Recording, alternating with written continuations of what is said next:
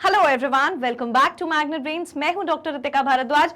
मैं आपके लिए लेकर आई हूं बायोलॉजी फॉर क्लास 11th और आप मेरे साथ पढ़ रहे हैं एनसीईआरटी एग्जाम्पलर।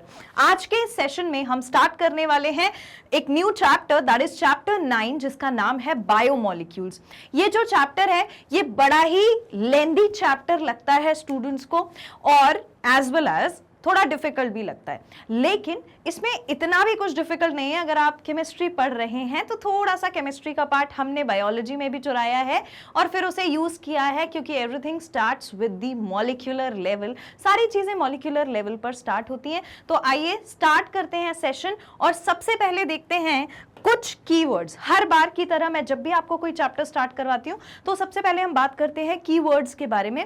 कीवर्ड्स यानी कि वो इंपॉर्टेंट वर्ड्स जो चैप्टर में कई बार यूज होते हैं, तो हमें पहले पता होना चाहिए उनका बेसिक मीनिंग क्या है और फिर हम इस चैप्टर का क्विक रिवीजन स्टार्ट करेंगे और उसके बाद करेंगे क्वेश्चन एंड आंसर्स। तो आइए सेशन को स्टार्ट करें कीवर्ड्स के साथ।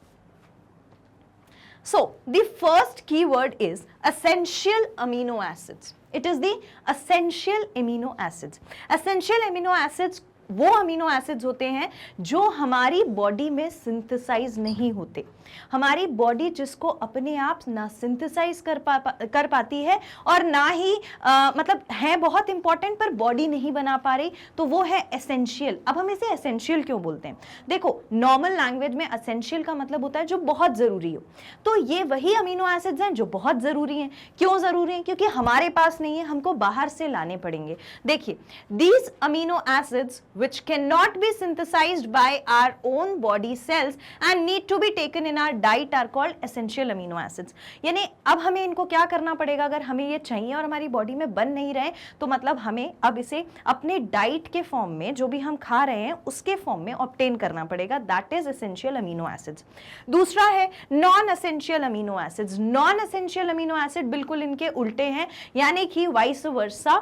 नॉन एसेंशियल मतलब कि जो ज्यादा इंपॉर्टेंट नहीं है। ज्यादा इंपॉर्टेंट क्यों नहीं है? क्योंकि हमारे पास ऑलरेडी उसका रिजर्व है। यानी कि वो अमीनो एसिड्स जो हमारी बॉडी में सिंथेसाइज हो सकते हैं, जिसे हमें बाहर से फूड में, डाइट में खाने की जरूरत नहीं होती, उन्हें हम कहते हैं non essential amino acids. See those amino acids which can be synthesised by our own body. ये हमारी बॉडी में खुद से सिंथेसाइज हो गए, तो ये तो नहीं हो पा रहे थे। These could not synthesize, और ये वाले जो हैं these can be synthesized in the body and cells are non-essential amino acids। हमारी बॉडी के सेल्स बना लेते हैं। नेक्स्ट है अनसैचुरेटेड फैटी एसिड। ये जो वर्ड है ये बहुत ज्यादा यूज होता है। अनसैचुरेटेड भी चैप्टर में कई बार यूज होगा और सैचुरेटेड भी चैप्टर में कई बार यूज होगा। What is unsaturated fatty acids? ये वो फैटी एसिड्स हैं जिनके पास दे हैव वन और मोर डबल और ट्रिपल बॉन्ड, जिनके पास एक या एक से ज्यादा डबल या ट्रिपल बॉन्ड होते हैं आपस में। दो कंपाउंड, मतलब जब कंपाउंड बनता है, दो एलिमेंट्स को हम कंबाइन कर देते हैं। दो एलिमेंट्स को कंबाइन करने के लिए हमें चाहे डबल बॉन्ड लगे चाहे ट्रिपल बॉन्ड लगे। अगर डबल बॉन्ड एक है तो भी वो अनसैचुरेटेड है, अनसैचुरेटेड फैटी एसिड। अगर ट्रिपल बॉन्ड एक लगे तो भी अनसैचुरेटेड फैटी एसिड्स हैं। और अगर ये डबल या ट्रिपल बॉन्ड एक या दो या तीन कितनी भी बार लग जाए तो वो क्या है? Unsaturated fatty acid. मतलब इंपॉर्टेंट बात इस अनसैचुरेटेड फैटी एसिड की क्या है कि इसके पास डबल या फिर ट्रिपल बॉन्ड होगा। डबल या फिर ट्रिपल बॉन्ड होगा, ठीक। एज वेल एज अगर हम सैचुरेटेड फैटी एसिड की बात करें तो इसके पास क्या प्रेजेंट होगा? Only one single bond present होगा। सिर्फ एक सिंगल बॉन्ड जिसमें है वो हो गया सैचुरेटेड फैटी एसिड, और जिसमें डबल या ट्रिपल बॉन्ड है वो हो गया कौन सा? अनसैचुरेटेड। तो यहां पर मॉलिक्यूल्स के बीच में क्या प्रेजेंट है? Only one bond, only single bond, only single bond is present. ठीक है, तो एक बार देख लेते हैं। एसेंशियल अमीनो एसिड जो हमारी बॉडी नहीं बना पा रही, can not be synthesised, can not be synthesised in body. ठीक, ये हो गए हमारे कौन? Essential amino acids. Non essential कौन से हो गए? Can be synthesised in body, can be synthesised in body. ये हो गए नॉन एसेंशियल। फिर अनसैचुरेटेड फैटी एसिड जिसमें डबल और ट्रिपल बॉन्ड हो, और सैचुरेटेड फैटी एसिड जिसमें सिर्फ सिंगल बॉन्ड एग्जिस्ट करता हो मॉलिक्यूल्स के बीच में, are called saturated fatty acid. आप इसे लिख लीजिए। डन। बस ये इतने वर्ड जो मैंने लिखे इतना भी याद रखोगे तो आपको बाकी चीजें याद रह जाएंगी। Done. Okay, now the next is homopolysaccharide. Homopolysaccharide का मतलब क्या होता है? होमो का मतलब होता है कुछ सेम, है ना, और इसमें क्या सेम है? ये वो पॉलीसैकेराइड है जो only one kind of monosaccharide unit के बने हैं।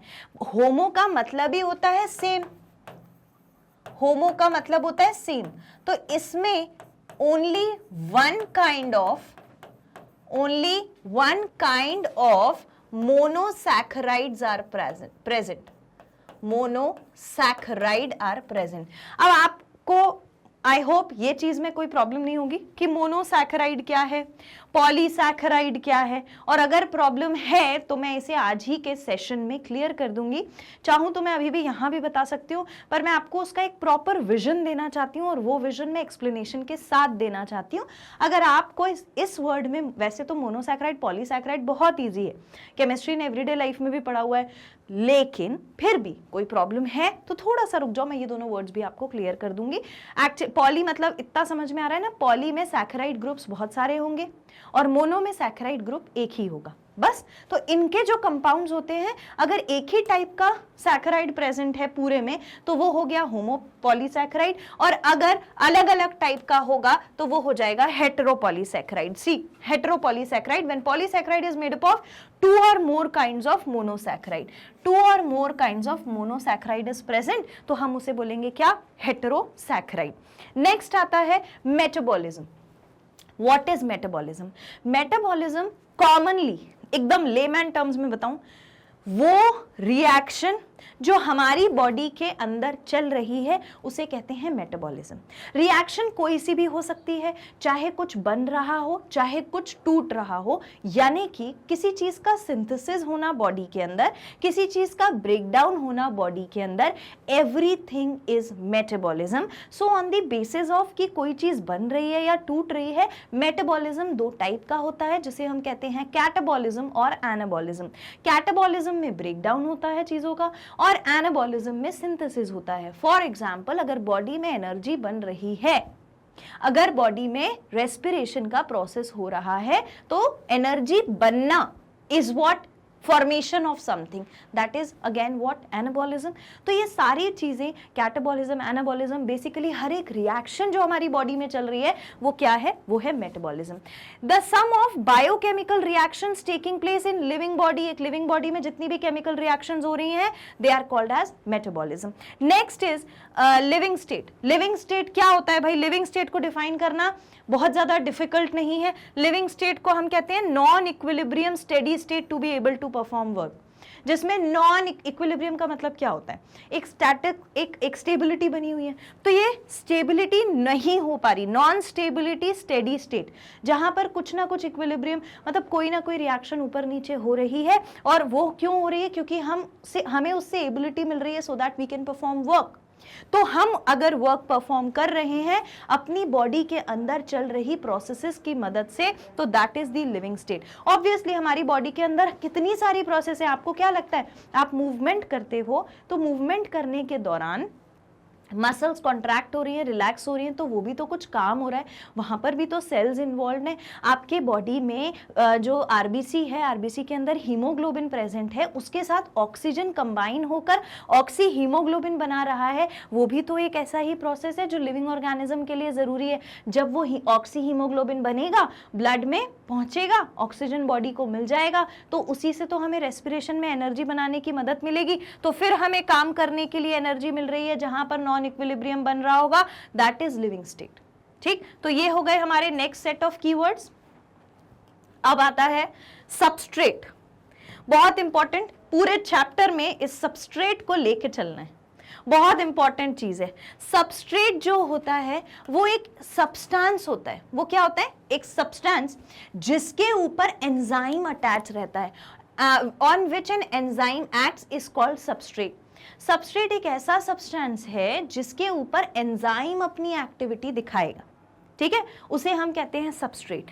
एक्टिव साइट क्या होती है? It is the place of the enzyme where substrate becomes bound for the reaction. Active site में आपको बताती हूँ, एक्टिव साइट का मतलब है हर एंजाइम में एक पर्टिकुलर साइट होती है। जैसे हम चार्जर लगाते हैं फोन चार्ज करने के लिए, है ना, तो जहां पे हम चार्जर लगाते हैं उसके अंदर वो पिन होती है ना, अपने चार्जर की पिन अलग है, वो 3 पिन वाला, और वो जो बोर्ड में, इलेक्ट्रिसिटी बोर्ड में वो जो हमें दिख रहे हैं वो उसकी एक्टिव साइट है। एक्टिव साइट मतलब हमें मालूम है कि यहीं लगाना है, जहां बटन होते हैं वहां तो चार्जर जाके नहीं लगा देते हो, है ना, हम कहाँ लगाते हैं वो हमको अलग से बोर्ड में एक साइट दिखता है जहां पर हम चार्जर लगाते हैं। तो आप यूं समझ लो कि ये जो हमारा चार्जर है ना, ये क्या है? ये सबस्ट्रेट, ठीक है। और एक्टिव साइट कौन सी है? एक्टिव अगर मैं उस इलेक्ट्रिक बोर्ड को एक एंजाइम मान लूं तो उसमें वो जो 3 होल्स हैं जिसके अंदर मेरा चार्जिंग पिन जाएगा, वही होल्स एक्टिव साइट हैं। ऐसा ही एंजाइम के अंदर होता है। एंजाइम जो है वो क्या है? इलेक्ट्रिक बोर्ड, है ना। अगर मैं इलेक्ट्रिक बोर्ड बना दूं, ठीक, तो यहाँ पर बटन्स होंगे, यहाँ पर बटन्स है, ठीक, फिर यहाँ पर भी बटन्स है, लेकिन मुझे यहाँ पर कुछ वो दिखेगा, मुझे यहाँ पर ऐसा एक स्ट्रक्चर दिखेगा जिस पर मैं अपना चार्जिंग पिन लगाऊंगी, है ना। तो अब मैं अगर मैं इसको पूरा एंजाइम कंसीडर करूं और चार्जर को मैं क्या कंसीडर करूं? चार्जर को मैं कंसीडर करूं सबस्ट्रेट कंसीडर करूं, तो ये जो 3 पिन का पॉइंट दिख रहा है जहां मुझे 3 पिन लगानी है, ये इसका क्या है पता है? ये इसका एक्टिव साइट है। This is the active site. बात समझे? एक्टिव साइट वो जगह होती है जहां पर सबस्ट्रेट और एंजाइम जाकर मिल जाते हैं। That place exactly is active site. The site और प्लेस ऑन द एंजाइम किस पे बनी हुई है? एंजाइम पे ही थी। Where the substrate becomes bound, जहां पर ये जो मेरा चार्जर है, ये मेरा सबस्ट्रेट है, ये जहां जाकर जुड़ेगा वो जगह कहलाती है active site. I hope this is very clear. Next है मिशेलिस कांस्टेंट, जिसे हम बोलते हैं, डिनोट करते हैं Km से। ये क्या होता है? ये होता है सबस्ट्रेट का कॉन्सेंट्रेशन। जहां पर भी ये Km लिखा हुआ दिख जाए तो समझ जाना है this is exactly what it is, the substrate का कॉन्सेंट्रेशन। कितना सबस्ट्रेट प्रेजेंट था भाई, बताओ रिएक्शन में? तो कैसे बताएंगे? Km की मदद से बताएंगे। ये उसका वैल्यू दर्शाता है, इसको बोलते हैं Michaelis constant. It refers to the substrate concentration at which reaction reaches half its maximum velocity. जहां पर रिएक्शन अपनी स्पीड नहीं बोलेंगे, अपनी वेलोसिटी को हाफ कवर कर चुकी है। जब एक रिएक्शन चालू होती है, ठीक है, तो ऑब्वियसली जो भी हमारा रिएक्टेंट होता है वो धीरे धीरे खत्म होता है, धीरे धीरे यूज होता है, फिर प्रोडक्ट बनता है। तो जब ये रिएक्शन जब चालू होकर अपने हाफ लाइफ पर पहुंच गई है, हाफ लाइफ मतलब क्या? आधी रिएक्शन जब कंप्लीट हो गई, उस समय सबस्ट्रेट का जो कॉन्सेंट्रेशन होता है उसकी वैल्यू हम डिनोट करते हैं ये Km से, which is a Michaelis constant, that is the substrate concentrate. ठीक है, बात समझ में आ गई? डन? ओके, लिख लिया? नाउ पर्टिकुलरली हम बात करने वाले हैं अपने चैप्टर की। ठीक है, अभी तक तो चलो थोड़े से वर्ड भारी लगे होंगे, पॉलीसैकेराइड, मोनोसैकेराइड, हेटेरो, होमो, सबस्ट्रेट, एंजाइम, वेलोसिटी। ठीक है, सारी चीजें इस चैप्टर में क्लियर हो जाएंगी। पहले मैं आपका एक मिथ जो है वो बर्स्ट कर देती हूँ। वो ये है कि देखो क्या होता है ना, जब हम 11th में आते हैं तो हमारे दिमाग में रहता है कि हमें बायोलॉजी पढ़नी है, तो बायोलॉजी में हम पढ़ेंगे ह्यूमन बीइंग्स के बारे में, प्लांट्स के बारे में, सेल के बारे में। ठीक है, यही हम सोच के आते हैं। वाइड वैरायटी, आप बैक्टीरिया पढ़ा दो, आप फंजाई पढ़ा दो, प्रोकैरियोट पढ़ा दो, यूकैरियोट पढ़ा दो, मोनेरा पढ़ा दो, कुछ भी पढ़ा दो, बायोमोलिक्यूल्स मत पढ़ाओ, ऐसा अक्सर स्टूडेंट्स का कहना होता है।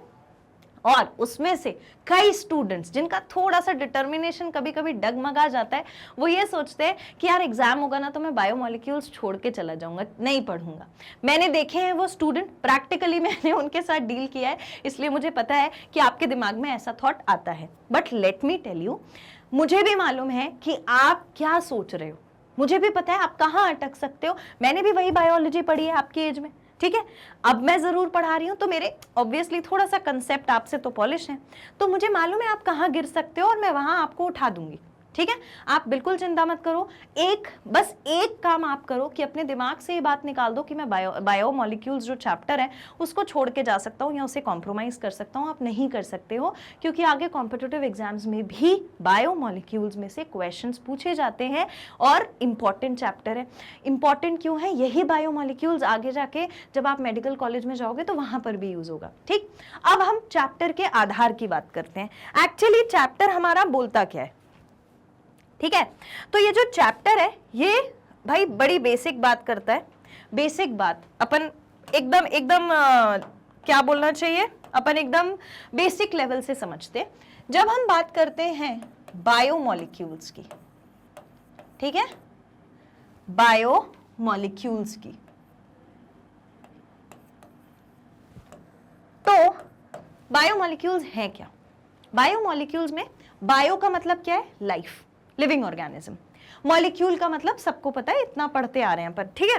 अब बायोमोलिक्यूल जो है वो दो टाइप का है। ठीक, वो दो टाइप क्या है? एक है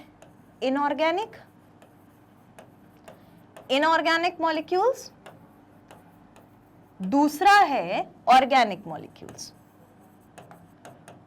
ठीक है, अब जिनको नहीं पता है मैं उनको बता देती हूं कि ये ऑर्गेनिक और इनऑर्गेनिक मॉलिक्यूल क्या होते हैं। अगर कार्बन जुड़ा है तो ऑर्गेनिक, अगर कार्बन नहीं इन्वॉल्व है तो इनऑर्गेनिक। ठीक है, ये दो तरीके के मॉलिक्यूल्स होते हैं, सबको मालूम है।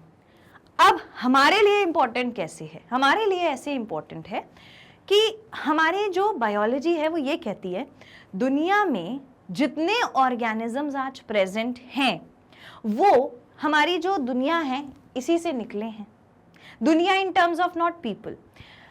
बायोलॉजी का कहना है कि लोग जो बने हैं, ऑर्गेनिजम्स जो बने हैं, चाहे वो छोटा सा बैक्टीरिया हो, चाहे वो कोई प्लांट हो या फिर वो कोई एनिमल हो, सारे ऑर्गेनिज्म हमारे अर्थ क्रस्ट से निकल कर आए हैं। अर्थ क्रस्ट से मैडम ऑर्गेनिज्म कैसे निकला होगा? बिल्कुल ऐसा नहीं निकला जैसा आप सोच रहे हो। एक मॉलिक्यूल ने धीरे धीरे जाकर के क्या बनाया? मॉलिक्यूल ने धीरे धीरे जाकर, मतलब कई सारे लेवल क्रॉस करके फिर एक सेल बनाया था। तो वो फर्स्ट सेल से फिर ऑर्गेनिज्म मल्टी सेल्यूलर बॉडी बनती चली गई, कॉम्प्लेक्स स्ट्रक्चर आता चला गया। ये हमारी थ्योरी कहती है। तो हमारे अकॉर्डिंग, मतलब हमारे क्या, बायोलॉजी के अकॉर्डिंग दो चीजें होती हैं। एक तो होता है हमारा अर्थ क्रस्ट, एक होता है हमारा अर्थ क्रस्ट, इस मिट्टी की बात करें। दूसरा होता है कोई भी लिविंग ऑर्गेनिज्म, दूसरा होता है कोई भी living organism. According to our study, according to the biologist, the scientist who would have actually thought of कि भाई लाइफ कहाँ से ओरिजिनेट हुई, उनका ये कहना है कि लाइफ जो है वो एक्चुअली लिविंग ऑर्गेनिजम्स आए कहाँ से हैं? लिविंग ऑर्गेनिजम्स आए हैं अर्थ क्रस्ट से ही। ठीक है, तो ये जो अर्थ क्रस्ट है और ये जो लिविंग ऑर्गेनिज्म है, इन दोनों में ही कुछ मॉलिक्यूल्स इन्वॉल्व होते हैं, कुछ मॉलिक्यूल्स इन्वॉल्व होते हैं या कह सकते हैं पाए जाते हैं। ठीक है, कुछ मॉलिक्यूल्स पाए जाते हैं। और क्योंकि वो मॉलिक्यूल्स अर्थ क्रस्ट में भी हैं और वो एक लिविंग ऑर्गेनिज्म में भी हैं, तो लिविंग ऑर्गेनिज्म और मॉलिक्यूल इन दोनों को जोड़ दिया। अर्थ में भी थे वही एलिमेंट्स, वही मॉलिक्यूल्स लिविंग ऑर्गेनिज्म में भी थे, तो ये लिविंग और मॉलिक्यूल को जोड़ दिया तो हमारा भारी टर्म बन जाता है बायोमॉलिक्यूल। अभी इतना समझ में आया कि इस बायोमॉलिक्यूल में है क्या? बायोमॉलिक्यूल में बेसिकली कुछ ऐसे एलिमेंट्स हैं जो अर्थ क्रस्ट में और एक लिविंग ऑर्गेनिज्म में सेम है और उसे हमें पढ़ने की जरूरत है। ठीक है, पढ़ने की क्यों जरूरत है भाई? अगर हमें पता ही नहीं होगा कि हमारे बॉडी में मॉलिक्यूलर लेवल पर क्या चल रहा है, कौन से मॉलिक्यूल्स प्रेजेंट हैं, आपको कौन से विटामिन की जरूरत थी, कौन सा प्रोटीन इंपॉर्टेंट है, तो फिर काम कैसे चलेगा? कौन सा वाला अमाइनो एसिड चाहिए बॉडी को जो बाहर से देना पड़ेगा, उसके लिए इतना तो पता होना चाहिए ना कि कौन सा बायोमॉलिक्यूल क्या है। ठीक, तो बस हमें वही पता करना है। और अकॉर्डिंग टू दी एनसीईआरटी की यही कहती है कि अर्थ क्रस्ट और लिविंग ऑर्गेनिज्म में कुछ एक जैसे मॉलिक्यूल्स पाए गए और वही मॉलिक्यूल्स हमारे बायोमॉलिक्यूल्स कहलाते हैं। अभी इतनी बात समझ में आई। मैं सब बताऊंगी कि इनऑर्गेनिक क्या है, ऑर्गेनिक क्या है, उसके बाद ये कौन से बायोमॉलिक्यूल हैं जो दोनों ऑर्गेनिज्म में एक जैसे पाए गए, मैं सारी चीजें बताऊंगी। अभी इतना बेसिक समझ में आ गया। अब देखो थोड़ा सा आगे चलते हैं। जब हम आगे चलते हैं तो सबसे पहले हम देखते हैं chemical composition of organism and earth crust. मैंने बोला ना लिविंग ऑर्गेनिज्म, ये कौन सा ऑर्गेनिज्म है? वही ऑर्गेनिज्म जिसकी हम बात कर रहे थे, ये वही अर्थ क्रस्ट जिसकी हम बात कर रहे थे। अकॉर्डिंग टू दिस जब हमने इनकी केमिकल एनालिसिस करी, अच्छा एनालिसिस ना ऐसे नहीं हो जाती, ऐसा नहीं होता चलो आओ मिट्टी निकाल लाओ, चलो आओ एक ऑर्गेनिज्म ले लो, चलो इनके सेल्स लिखने, ऐसे एनालिसिस नहीं होती। एनालिसिस करने के लिए प्रॉपर पूरा डेटा बनाया जाता है, पूरी प्लानिंग की जाती है, कैसे स्टडी करना है, किसको स्टडी करना है, कितने ऑर्गेनिज्म पढ़ने के बाद ये एनालिसिस निकली होगी। तो छोटा मोटा अपन सिर्फ रीड करके छोड़ देते केमिकल एनालिसिस हुई थी, नहीं, ऐसे नहीं। Chemical analysis took a very long time, took a lot of capacity, a lot of energy. और जब ये एनालिसिस किया गया तो ये पाया गया कि कोई भी लिविंग टिश्यू अपने पास बहुत सारे प्रेजेंस शो करता है। किस चीज की? लॉन्ग लिस्ट ऑफ एलिमेंट्स, लंबी लिस्ट ऑफ एलिमेंट्स है। ठीक है, जैसे कार्बन है, ऑक्सीजन है, हाइड्रोजन है, नाइट्रोजन है और कैल्शियम एक्सेट्रा, ऐसे the list goes so on. ठीक है, जिसमें से ये कार्बन, ऑक्सीजन, हाइड्रोजन, नाइट्रोजन ये अर्थ क्रस्ट में भी है और लिविंग ऑर्गेनिज्म में भी है।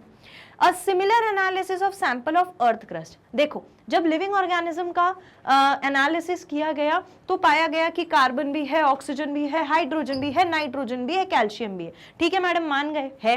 अब अपन ने एनालिसिस करी किसकी? अर्थ क्रस्ट की, तो उसमें प्रेजेंस मिला ऑलमोस्ट सेम मॉलिक्यूल्स का। वहां पर भी अर्थ में भी हमको carbon, oxygen, hydrogen, nitrogen, calcium सब मिल गया। ठीक है, तो बेसिकली हम ये कहना चाह रहे हैं कि दोनों में जो मॉलिक्यूल्स हैं वो सेम काफी हद तक पाए गए। ठीक है, अभी इतना समझ में आया कंसेप्ट? ठीक, अब हम आगे बढ़े। In absolute terms there is no difference between the two, as all these elements present in the sample of earth crust are also present in the living organism. जो earth crust में molecule present है वही molecule living organism में भी present है। तो भाई इतनी बात तो श्योर हो गई हमारी कि जो हमारे earth के elements हैं उन्हीं से कहीं से निकल के मतलब मोड़ तोड़ कर क्या बने होंगे? organisms बने होंगे। ऐसा हम कुछ ट्रेस कर पाते हैं। इसके बाद एक क्लोजर एग्जामिनेशन बनाया गया जहां पर यह रिवील हुआ कि रिलेटिव अबंडेंस जितना कार्बन और हाइड्रोजन है in comparison to other element is much higher in living tissue than earth crust. Living tissue में अर्थ क्रस्ट से ज्यादा अगर कोई चीज पाई जाती है out of all these elements, मैं ये बोल रही हूं कि लिविंग ऑर्गेनिज्म और अर्थ क्रस्ट में सेम मॉलिक्यूल्स हैं, दोनों में से अगर मैं लिविंग टिश्यू को देखूंगी तो लिविंग टिश्यू में मुझे कुछ कार्बन और हाइड्रोजन की मात्रा ज्यादा मिलती है। इतना समझ में आ गया? क्लियर? ये इजी है, मैंने बोला था ना तुम्हें कुछ डिफिकल्ट नहीं लगेगा, कहानी की तरह सुनोगे तो सब समझ में आ जाएगा। ठीक है, अब थोड़ा सा कंपैरिजन देख लो, थोड़ा सा केमिस्ट्री की तरफ चलते हैं।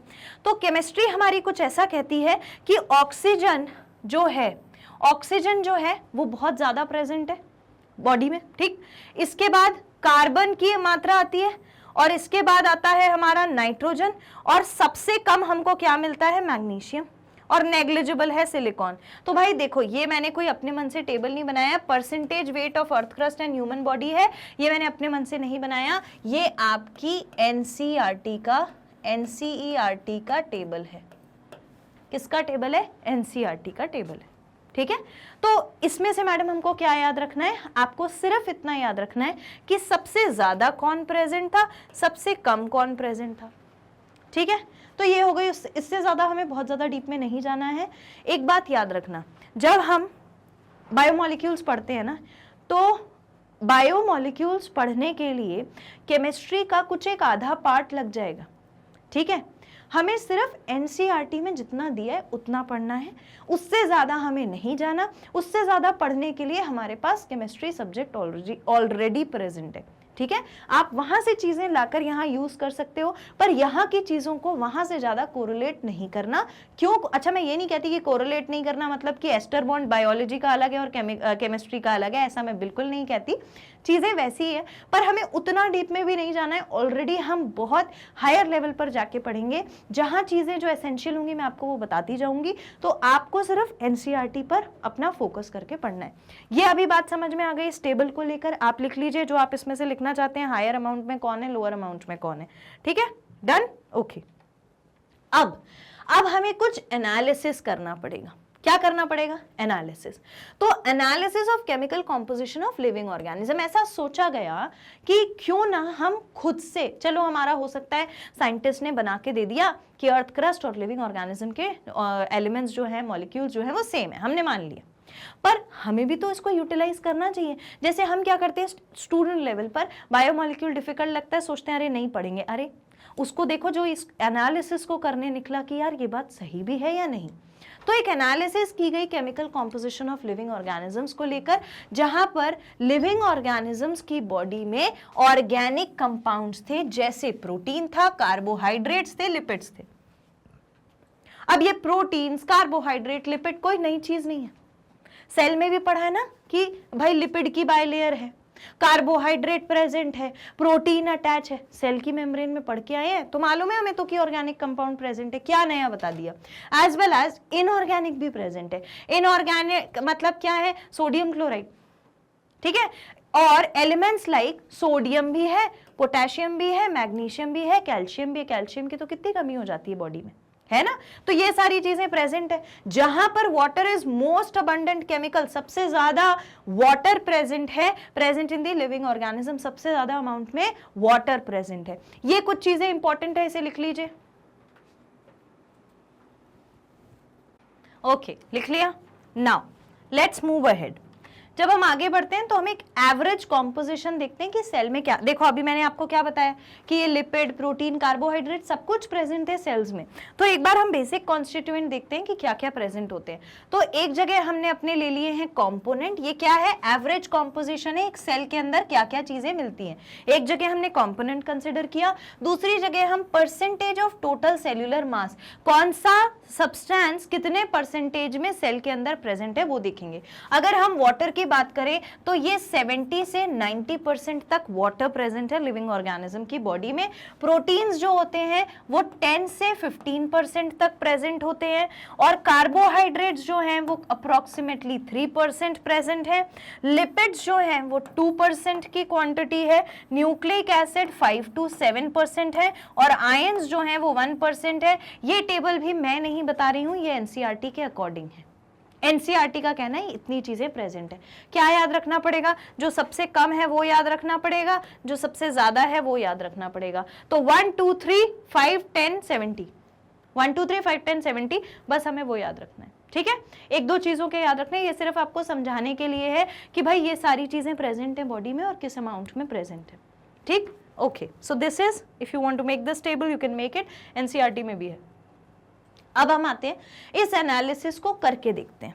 ठीक है, तो जब हम ये एनालिसिस करने निकले तो हमने क्या किया वो सुनो। जब हम ये एनालिसिस करने निकले तो हमने एक लिविंग टिश्यू लिया। हमने क्या लिया? एक लिविंग टिश्यू।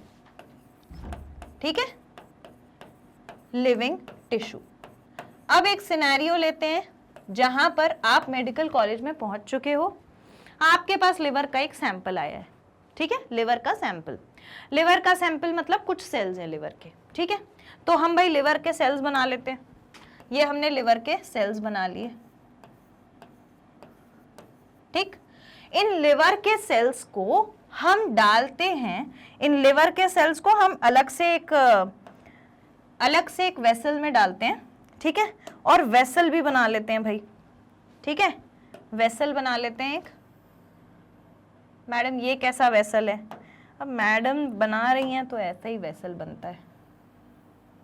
नहीं यार हाँ ठीक है, एक वेसल ले लेते हैं। इस वेसल नहीं है एक्चुअली, ये पता है क्या है? चटनी खाते हो? चटनी सबने खाई है?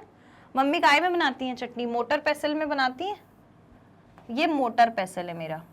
ठीक है, ये मेरा मोटर पेसल, इसमें पेसल है ये, ठीक है, ये पेसल, इसके अंदर मैं ये लिवर के सेल्स डाल देती हूं। डाल दे, ये लिवर के सेल्स डाल दिए मैंने, ठीक। इस लिवर के सेल्स के साथ मैं एक चीज और डालती हूं, मैं इसके साथ एक बॉटल रख लेती हूं। उस बॉटल में, अरे उस बॉटल में मेरे पास क्या है वो भी देखना। मैंने एक बॉटल रखी है, ठीक है, ये है ना, एक बॉटल है, इसके अंदर एसिड प्रेजेंट है। एसिड का नाम है ट्राई क्लोरो एसिटिक एसिड, ठीक है। मैंने ट्राई क्लोरो एसिडिक एसिड जो इस बॉटल में था वो ले लिया है, ठीक है, और फिर मैंने इसको डाल दिया इस मोटर पेसल में। ये क्या है? ये है मोटर पेसल, ठीक। अब मैं इसके अंदर ये डाल देती हूं, तो मैं ये डाल देती हूं, ट्राइक्लोरो एसिटिक एसिड अपन ने डाल दिया, ठीक है। अब इसको बढ़िया कुटाई करो, खूब कुटाई करो, मिक्स कर दो, चटनी बना दो, ठीक।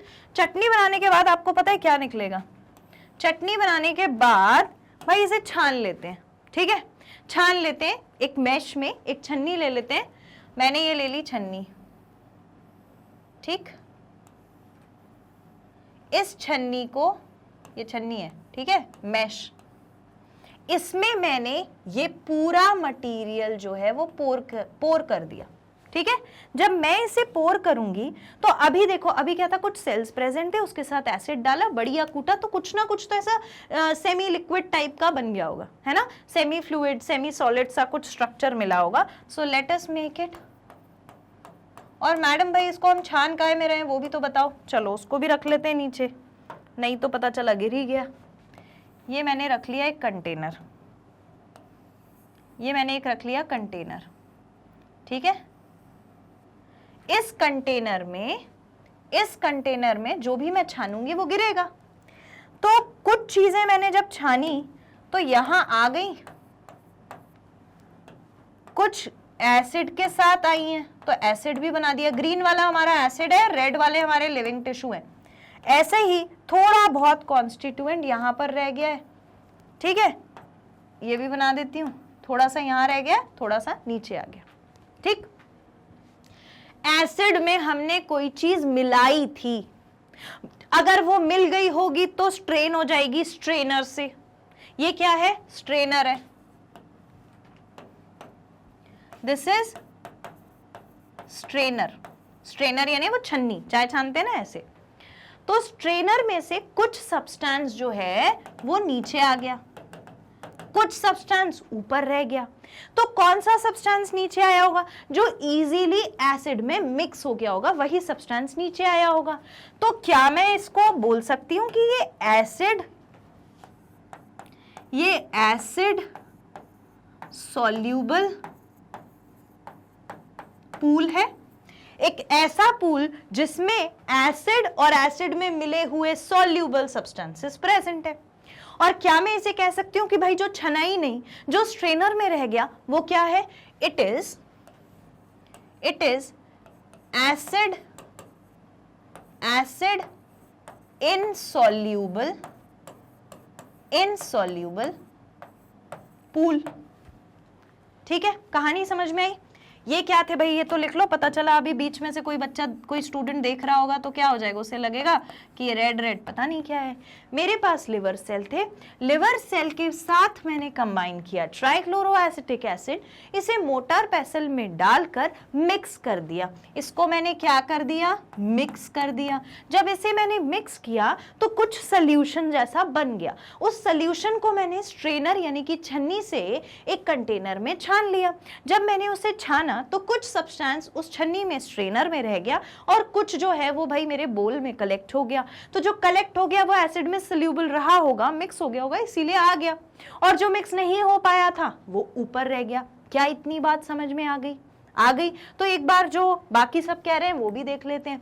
टू एनालाइज, समझो मैंने जो बताया वही लिखा है, टू एनालाइज केमिकल, अगर हमें केमिकल कॉम्पोजिशन देखना है लिविंग ऑर्गेनिज्म की बॉडी का, तो we can take a known weight of living tissue. वो जो हमने लिवर लिया था वो लिविंग टिश्यू था, like a piece of food, fruit ले लो, लिवर ले लो या एनिमल को ले लो, ठीक है। उसके बाद उसे ग्राइंड करो, मोटर पेसल ग्राइंड किया, किसके साथ, trichloro acetic acid, green bottle trichloro acetic acid, जिसमें trichloro acetic acid is Cl3COOH, ठीक, यूजिंग पेसाल एंड मोटर।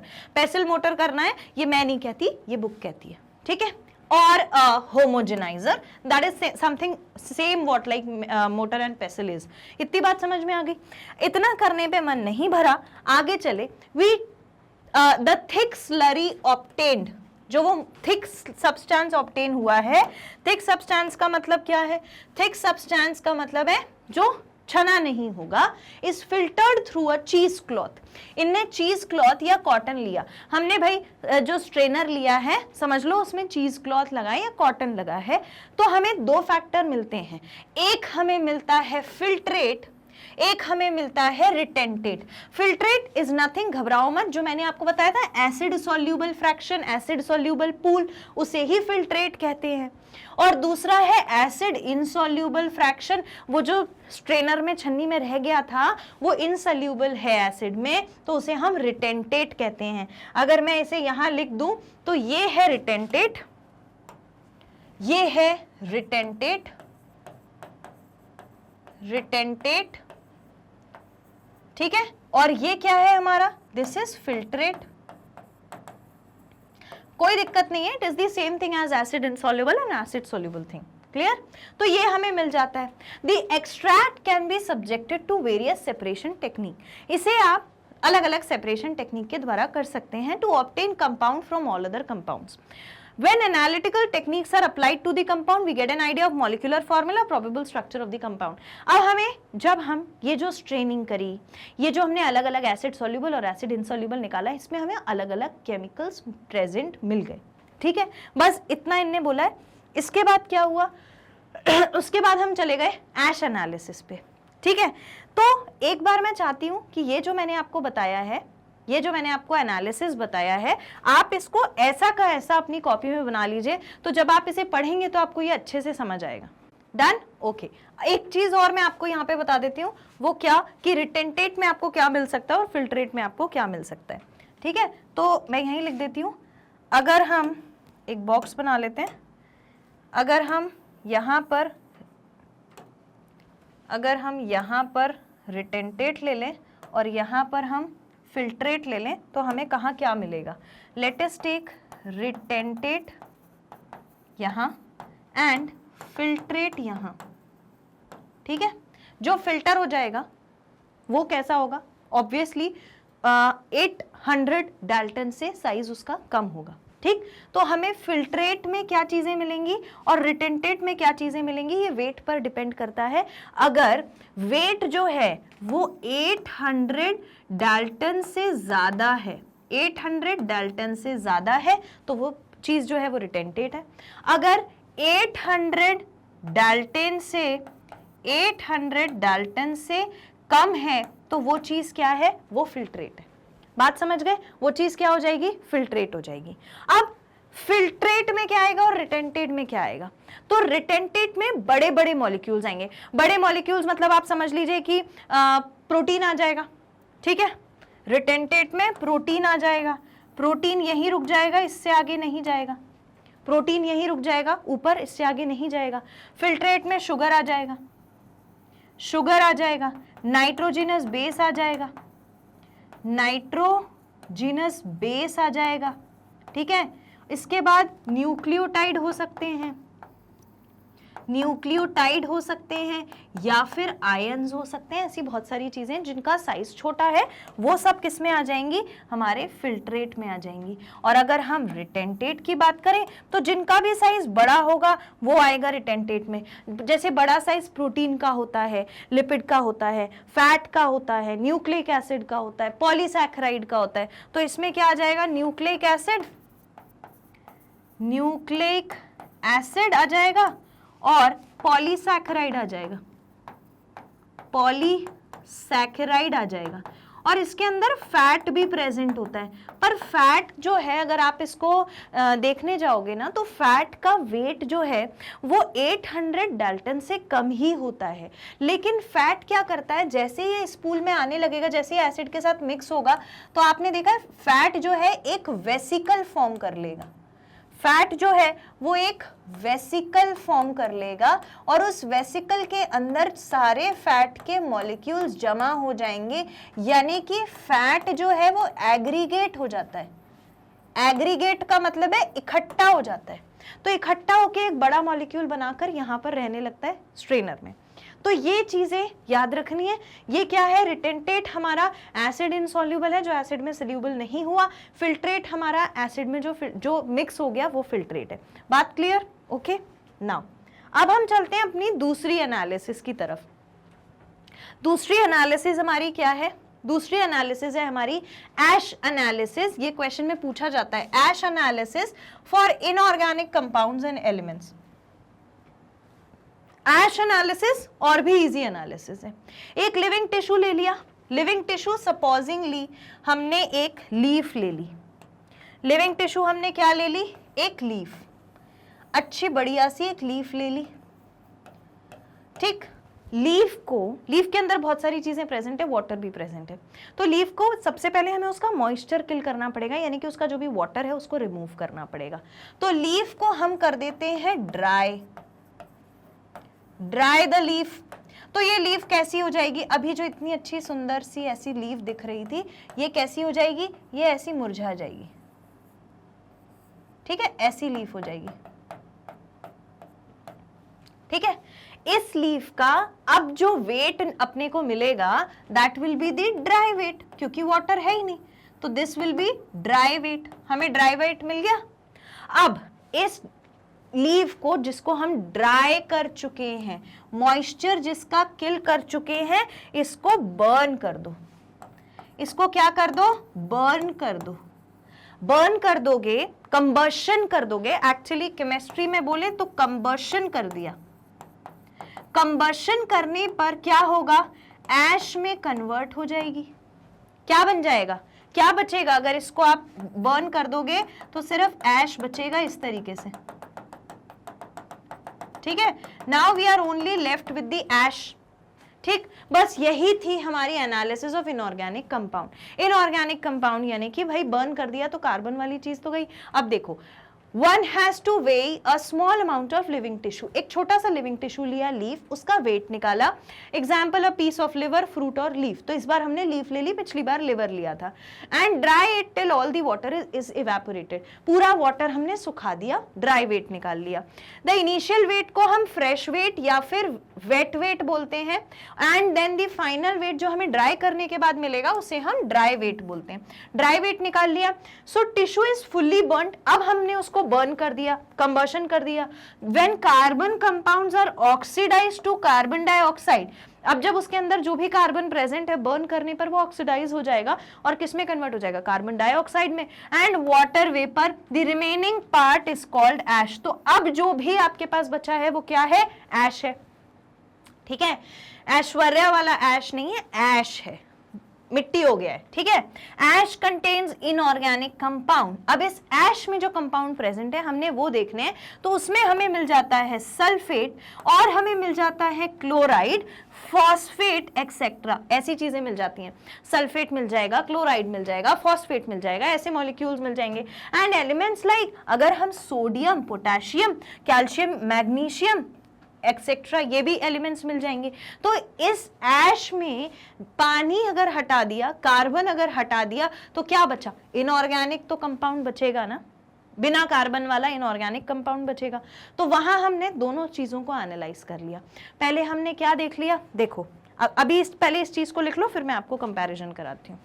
लिख लिया? ऐसे ही डायग्राम बनाकर लिखना है। ठीक, ओके। नाउ सी, पहले वाली जो हमारी एनालिसिस थी उसमें हमने ऑर्गेनिक कंपाउंड का एनालिसिस किया था। इसके बाद वाली एनालिसिस में हमने इनऑर्गेनिक कंपाउंड का एनालिसिस कर लिया। Clear? Okay. Now the next is list of representative inorganic constituents in living tissue.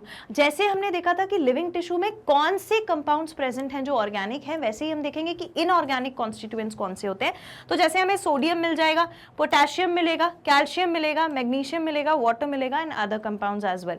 तो हमें ये सारे अदर कंपाउंड्स में सोडियम क्लोराइड मिल जाएगा, फॉस्फेट मिल जाएगा, सल्फेट मिल जाएगा। ये सारी चीजें प्रेजेंट होती हैं किसमें? Inorganic constituents of living tissue.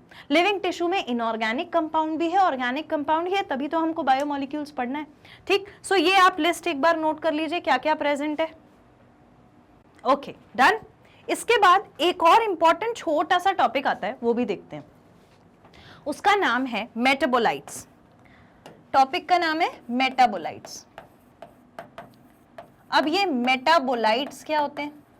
बड़ा कंफ्यूजन है, बड़ी दिक्कतें हैं मेटाबोलाइट्स को लेकर के। याद नहीं रहता है प्राइमरी कौन सा है, सेकेंडरी कौन सा है, क्या काम कर रहा है। भाई देखो, ऐसा है, मेटाबोलाइट्स शायद समझ में नहीं आ रहा होगा, मैं इसे कोरिलेट करके बताती हूँ। मेटाबोलाइट्स छोड़ दो, अभी पकड़ो मेटाबॉलिज्म। मेटाबॉलिज्म मालूम है ना? मेटाबॉलिज्म क्या है? हमारी बॉडी के अंदर चलने वाली रिएक्शंस।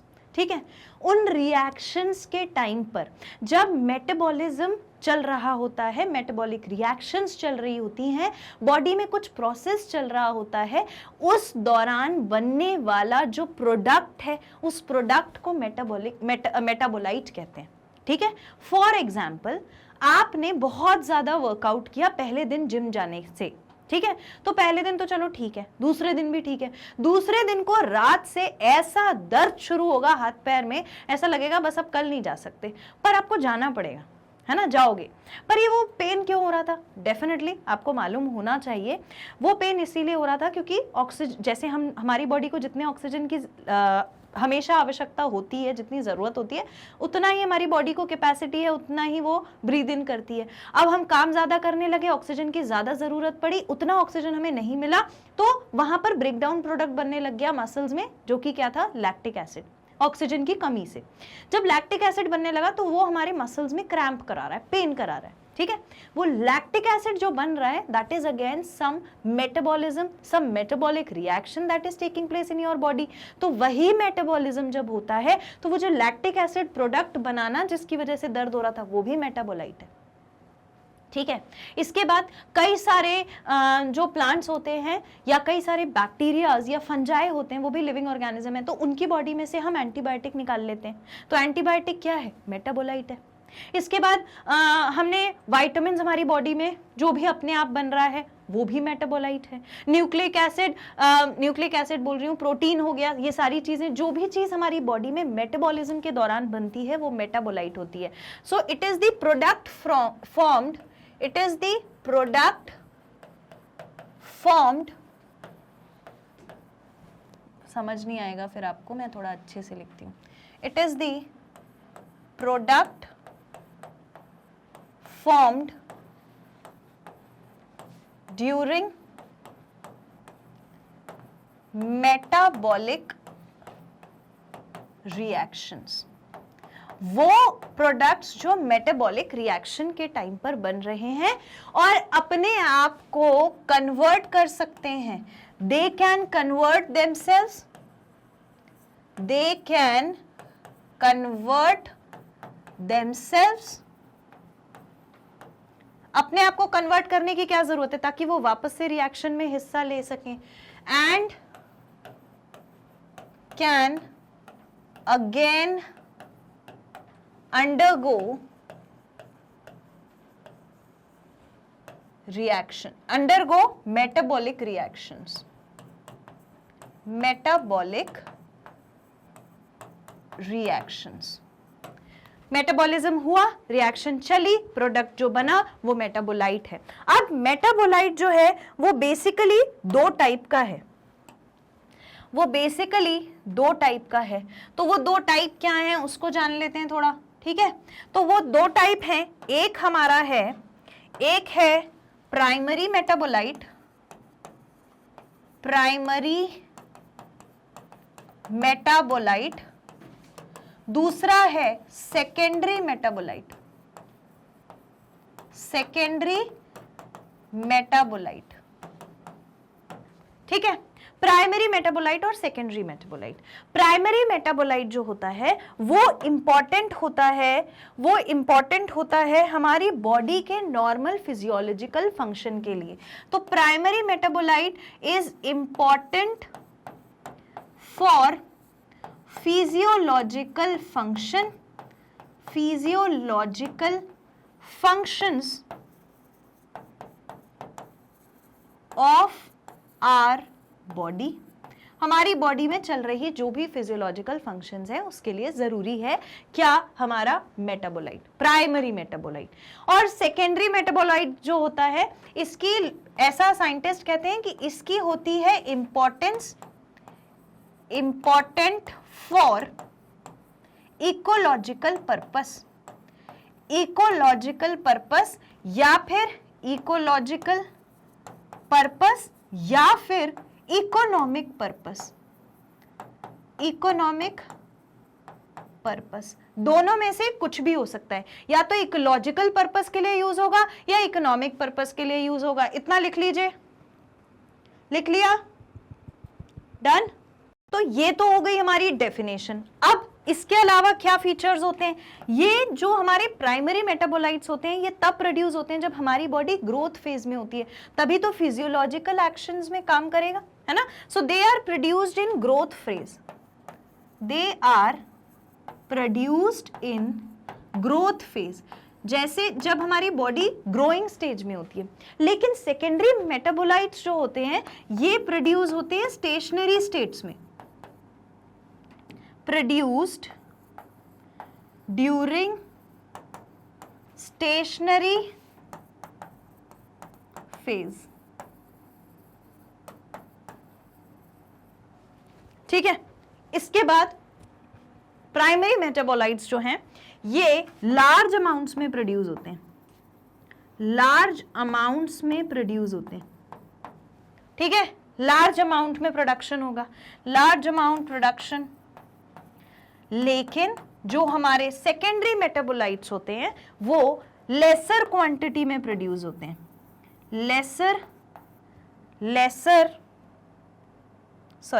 लेसर अमाउंट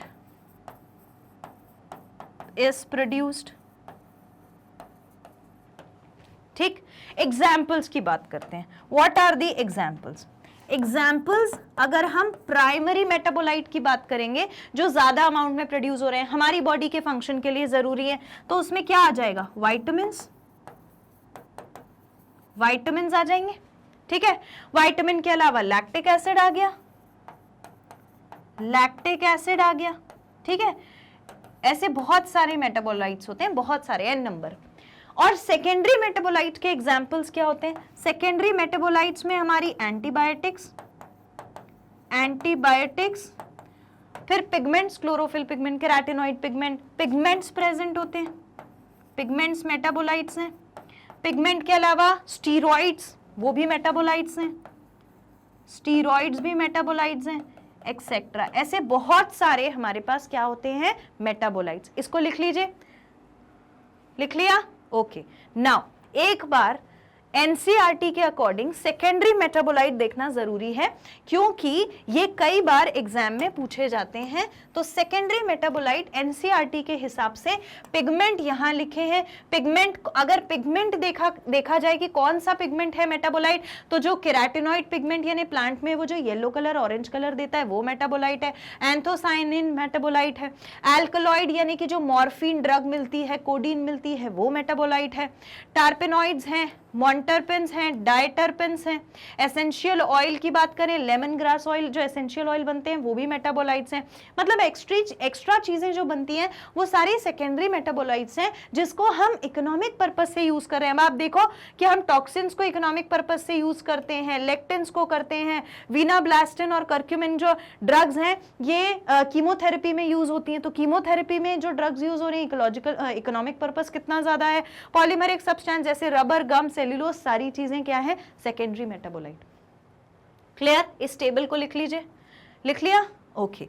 नाउ ये हो गई हमारी जनरल बातें। ठीक, अब हम आते हैं बायोमोलिक्यूल्स ऑफ सेल पर। तो सेल के जो बायोमोलिक्यूल्स होते हैं वो दो टाइप के होते हैं, और वो दो टाइप क्या है? पहला है माइक्रो है, ठीक है, माइक्रो मॉलिक्यूल्स नाम से आप समझ गए होंगे, these are the molecules which are smaller in size. Then we have macro molecules which are larger in size. तो माइक्रो मॉलिक्यूल और मैक्रो मॉलिक्यूल दो चीजें होती हैं जब हम सेल की बात करते हैं. All the carbon compounds which are found in living tissue are called biomolecules. अभी आपको ये तो समझाने की मुझे जरूरत ही नहीं है, बहुत देर से मैं समझा चुकी हूं कि बायोमोलिक्यूल क्या होता है. अब जो बायोमोलिक्यूल्स ऐसे होते हैं जिनका मॉलिक्यूलर वेट, ध्यान से सुनना, molecular weight less than 1000 Dalton, 1000 Dalton से कम जिनका मॉलिक्यूल वेट होता है उसको कहते हैं माइक्रो मॉलिक्यूल, और जिसका वेट 1000 डाल्टन से ज्यादा हो उसे कहते हैं मैक्रो मॉलिक्यूल. बात समझ गए? मैंने क्या बोला कि अगर हम माइक्रो मॉलिक्यूल को देखेंगे तो उसका वेट 800 या फिर 1000 डाल्टन से कम होगा. माइक्रो मॉलिक्यूल्स का वेट जो है वो 800 या फिर 1000 डाल्टन से कम होगा, 1000 डाल्टन से कम होगा ऑब्वियसली, इसीलिए तो छोटा मॉलिक्यूल है.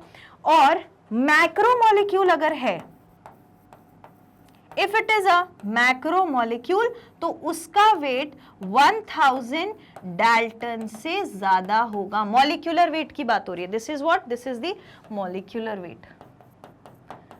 मॉलिक्यूलर वेट, आगे मैं जितनी बार भी मॉलिक्यूलर वेट की बात करूंगी मैं ऐसे ही डिनोट करूंगी, ठीक है. नाउ सी, ये तो हो गए micro molecule. Acid soluble fraction जो थे वो कौन से थे? छोटे थे साइज में, मैंने वहीं बता दिया था.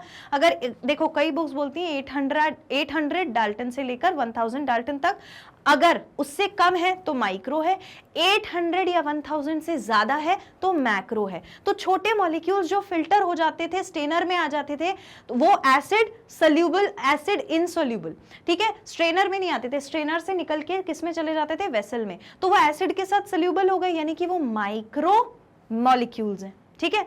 और अगर ऊपर रह गए स्ट्रेनर में, एसिड के साथ मिक्स नहीं हुए थे, तो वो क्या है? Macro molecule.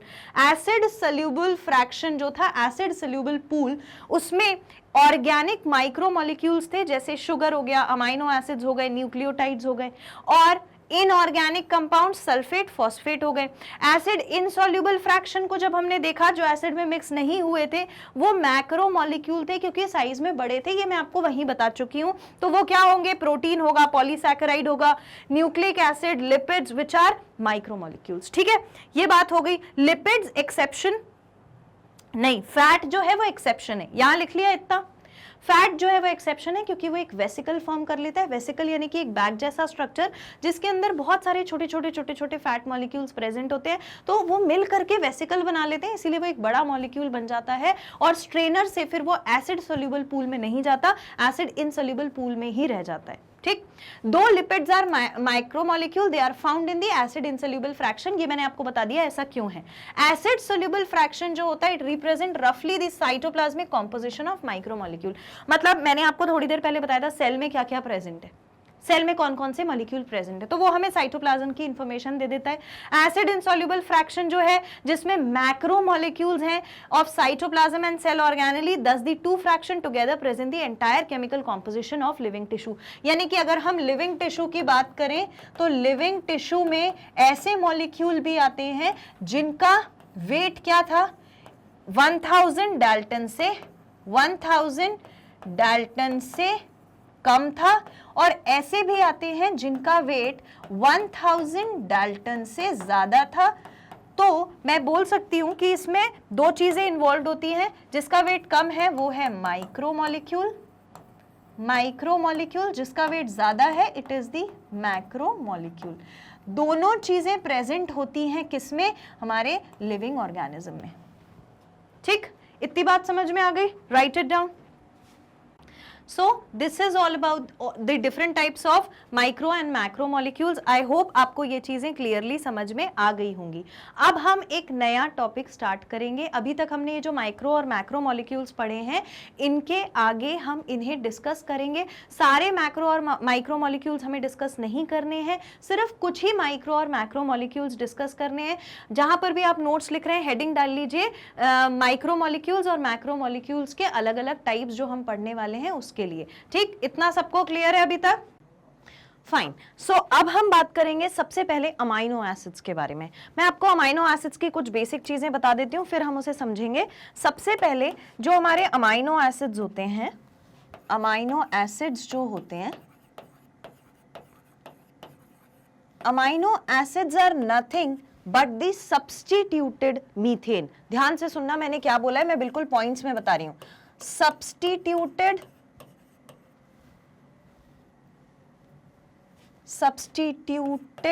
Methane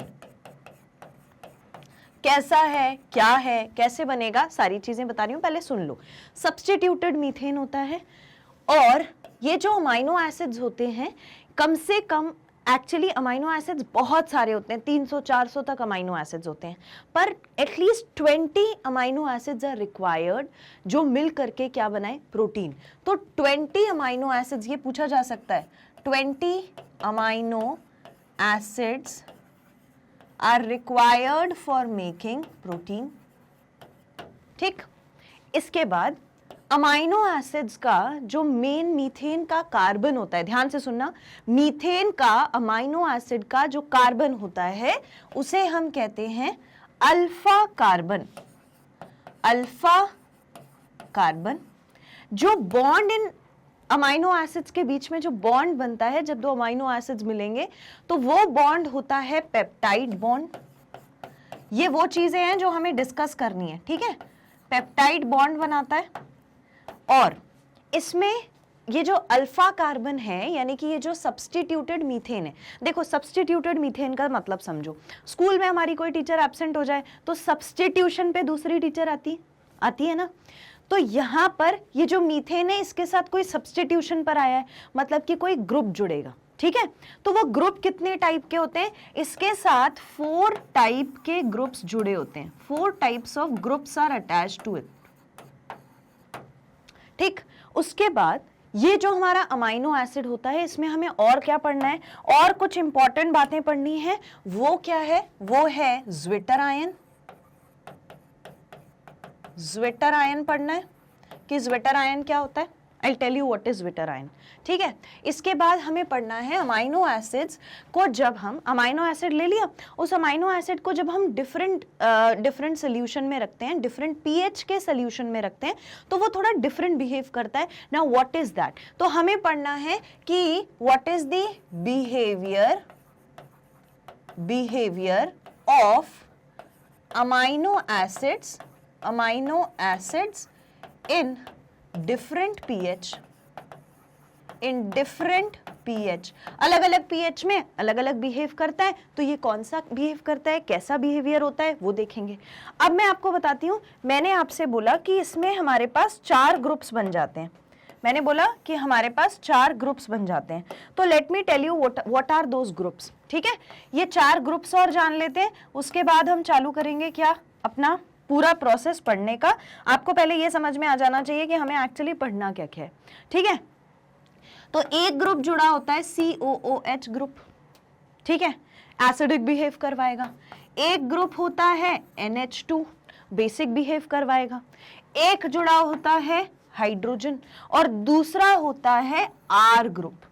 R group क्या होता है, ये इंपॉर्टेंट है। तो R ग्रुप जो होता है, दिस इज अ वेरिएबल मतलब भाई ये चेंज होता रहेगा, ठीक है। हो सकता है CH2OH लग जाए, हो सकता है एक और COOH लग जाए, हो सकता है एक और NH2 लग जाए। ये वेरिएबल ग्रुप कुछ भी हो सकता है, और ये वेरिएबल ग्रुप क्या होगा वो डिसाइड करेगा nature of amino acid. Basic structure जो अमाइनो एसिड का बनेगा वो सब्स्टिट्यूटेड मीथेन जो बन रहा है, जहां मीथेन का स्ट्रक्चर स्ट्रक्चर सब्स्टिट्यूट हो रहा है, वो CH4 जो था वो सब्स्टिट्यूट हो रहा है, उसकी जगह कोई नई चीजें आके जुड़ रही हैं, तो वो कौन सी चीजें होंगी? अब इसमें से देखो ये 3 चीजें तो पक्की रहेंगी, ये कभी हिलने वाली नहीं है, ठीक है, ये कभी भी नहीं हिलेंगी, एकदम 100% श्योर शॉट ये 3 चीजें देखने को जरूर मिलेंगी। COOH भी जरूर मिलेगा, NH2 भी मिलेगा, H भी मिलेगा। इतनी बात समझ में आ गई? ठीक है, कैसे मिलेगा वो मैं आपको एक बार बना के दिखाती हूं, ठीक है। अमाइनो एसिड का बेसिक स्ट्रक्चर क्या होता है? अमाइनो एसिड का बेसिक स्ट्रक्चर क्या होता है वो देखो। मीथेन है ना CH4, तो ये हो गया C, ठीक है, C के साथ ये हो गया C के साथ 4 चीजें कोई और जुड़ी होंगी, मान रहे हो? सही है, तो एक तरफ होगा NH2, ठीक है, दूसरी तरफ होगा COOH, एक तरफ होगा H और एक तरफ होगा R, where R is variable, where R is variable group, ठीक है। अब ध्यान से सुनना, जो बताने जा रही हूं ये बहुत इंपॉर्टेंट है, ये MCQs में पूछा जाता है, ठीक है, या फिर कहीं पे भी पूछ सकते हैं, क्वेश्चन में भी जब आप लिखोगे तो आपको इतना पता होना चाहिए। आप ये जो देख रहे हो ये वाला जो कार्बन है, ठीक है, ये कार्बन जहां पर क्या अटैच्ड है? जहां पर अटैच्ड है हमारे बाकी सारे स्ट्रक्चर्स, यही तो बेसिक स्ट्रक्चर है जिसने सारे स्ट्रक्चर्स को पकड़ा हुआ है। तो ये वाला जो ग्रुप होता है, ये वाला जो कार्बन होता है, दिस कार्बन इज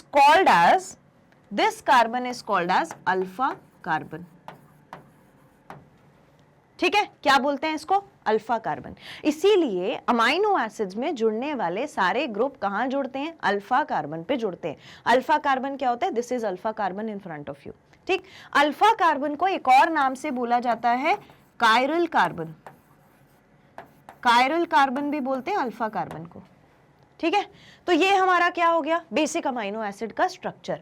अब ये जो R वेरिएबल है ये कुछ भी हो सकता है, इट कैन चेंज, कोई सा भी हो सकता है कि CH2OH हो जाए, ठीक है, हो सकता है एक और COOH जुड़ जाए, हो सकता है एक और NH2 जुड़ जाए, तो ये इसमें से कुछ भी हो सकता है, एक्सेट्रा, ठीक।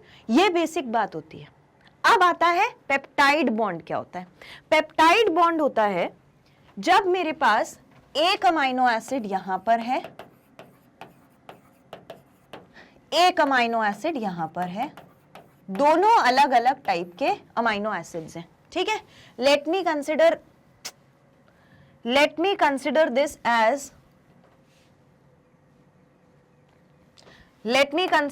As amino acid 1, let me consider this as amino acid 2 and let us make the structure for it. Structure बनाओ, COOH जुड़ा रहता है। अब देखो जितनी बार स्ट्रक्चर बनाओगे उतना जल्दी आपको याद हो जाएगा। NH2 यहां पर H, ठीक है, अभी जोड़ रही हूं, R नहीं जोड़ा है, अभी जोड़ूंगी, ठीक है। इसके बाद COOH यहां, NH2 यहां पर क्या जुड़ जाएगा? H, यहां पर दूसरा ग्रुप। मैंने ये क्यों नहीं जोड़ा? यहां पर देखो मैं क्या लिख रही हूं, R1, यहां पर मैं लिख रही हूं R2, ठीक है। अब ये R1 है और ये क्या है? R2 है। अब एक बात बताओ, क्या मैं इसको ऐसे लिख सकती हूँ? ये जो मैंने NH2 लिखा है, क्या मैं इसको फिलहाल के लिए ऐसा लिख सकती हूँ? H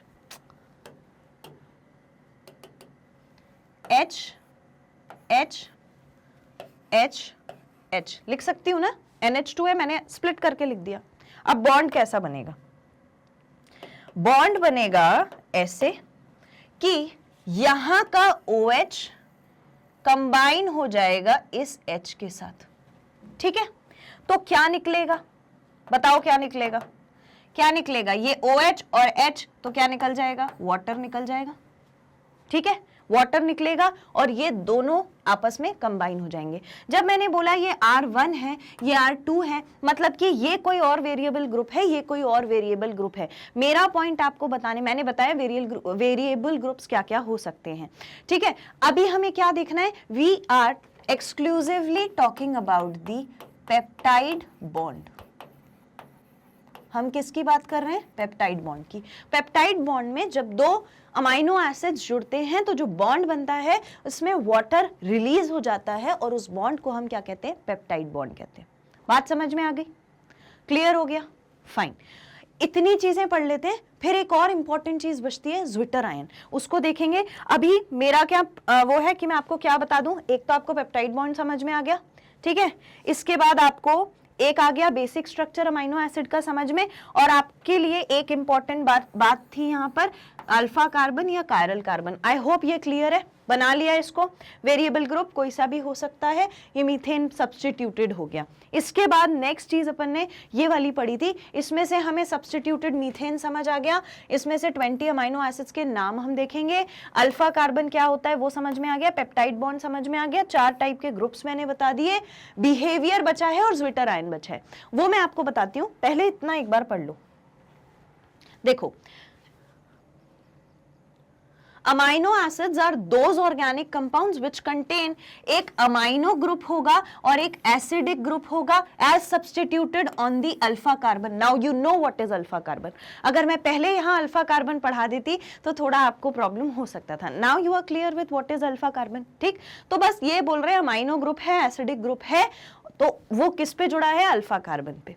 they are substituted methane, मैं आपको बता चुकी हूं सब्स्टिट्यूटेड मीथेन, जिनके पास 4 सब्स्टिट्यूएंट्स है। मैंने बोला था ना सब्स्टिट्यूट टीचर आती है अपनी क्लास में, स्कूल में, वैसे ही यहां पर सब्स्टिट्यूट करने के लिए 4 अलग अलग ग्रुप्स लगे हैं, occupying 4 valency position of alpha carbon, जो अल्फा कार्बन की 4 वैलेंसी टेट्रा वैलेंसी को क्या कर देती है? सेटिस्फाई कर देती है।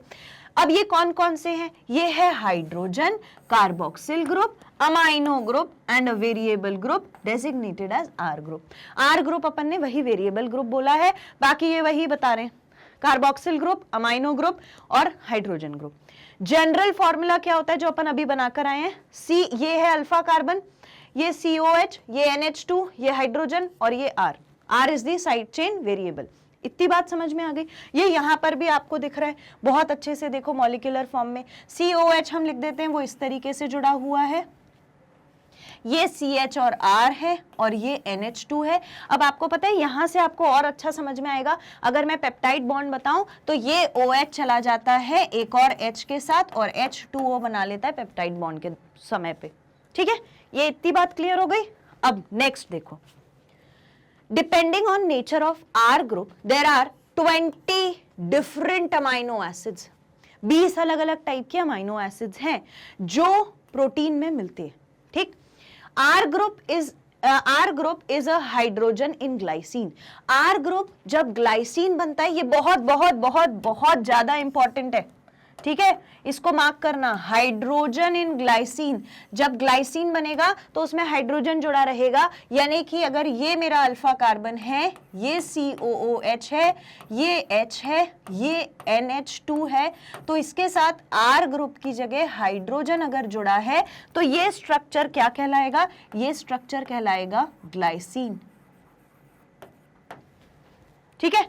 इसके बाद मिथाइल ग्रुप इन एलेनिन, इसी तरीके से मिथाइल ग्रुप हो जाएगा एलेनिन के दौरान, hydroxy methyl in serine and their structures are. अब इनको देखो, मैं एक बात बताती हूं, मैंने आपको ये बता दिया आर वेरिएबल क्या है, मैंने आपको ये बता दिया ग्रुप्स क्या हैं, मैंने आपको बता दिया स्ट्रक्चर क्या है, अल्फा कार्बन क्या है, जुड़ना कहां पे, ये सारी चीजें बता दी। मैंने आपको 2-3 बार ड्रॉ करके भी बता दिया, मतलब कि वो स्ट्रक्चर बना के भी बता दिया। अब आपको क्या करना है?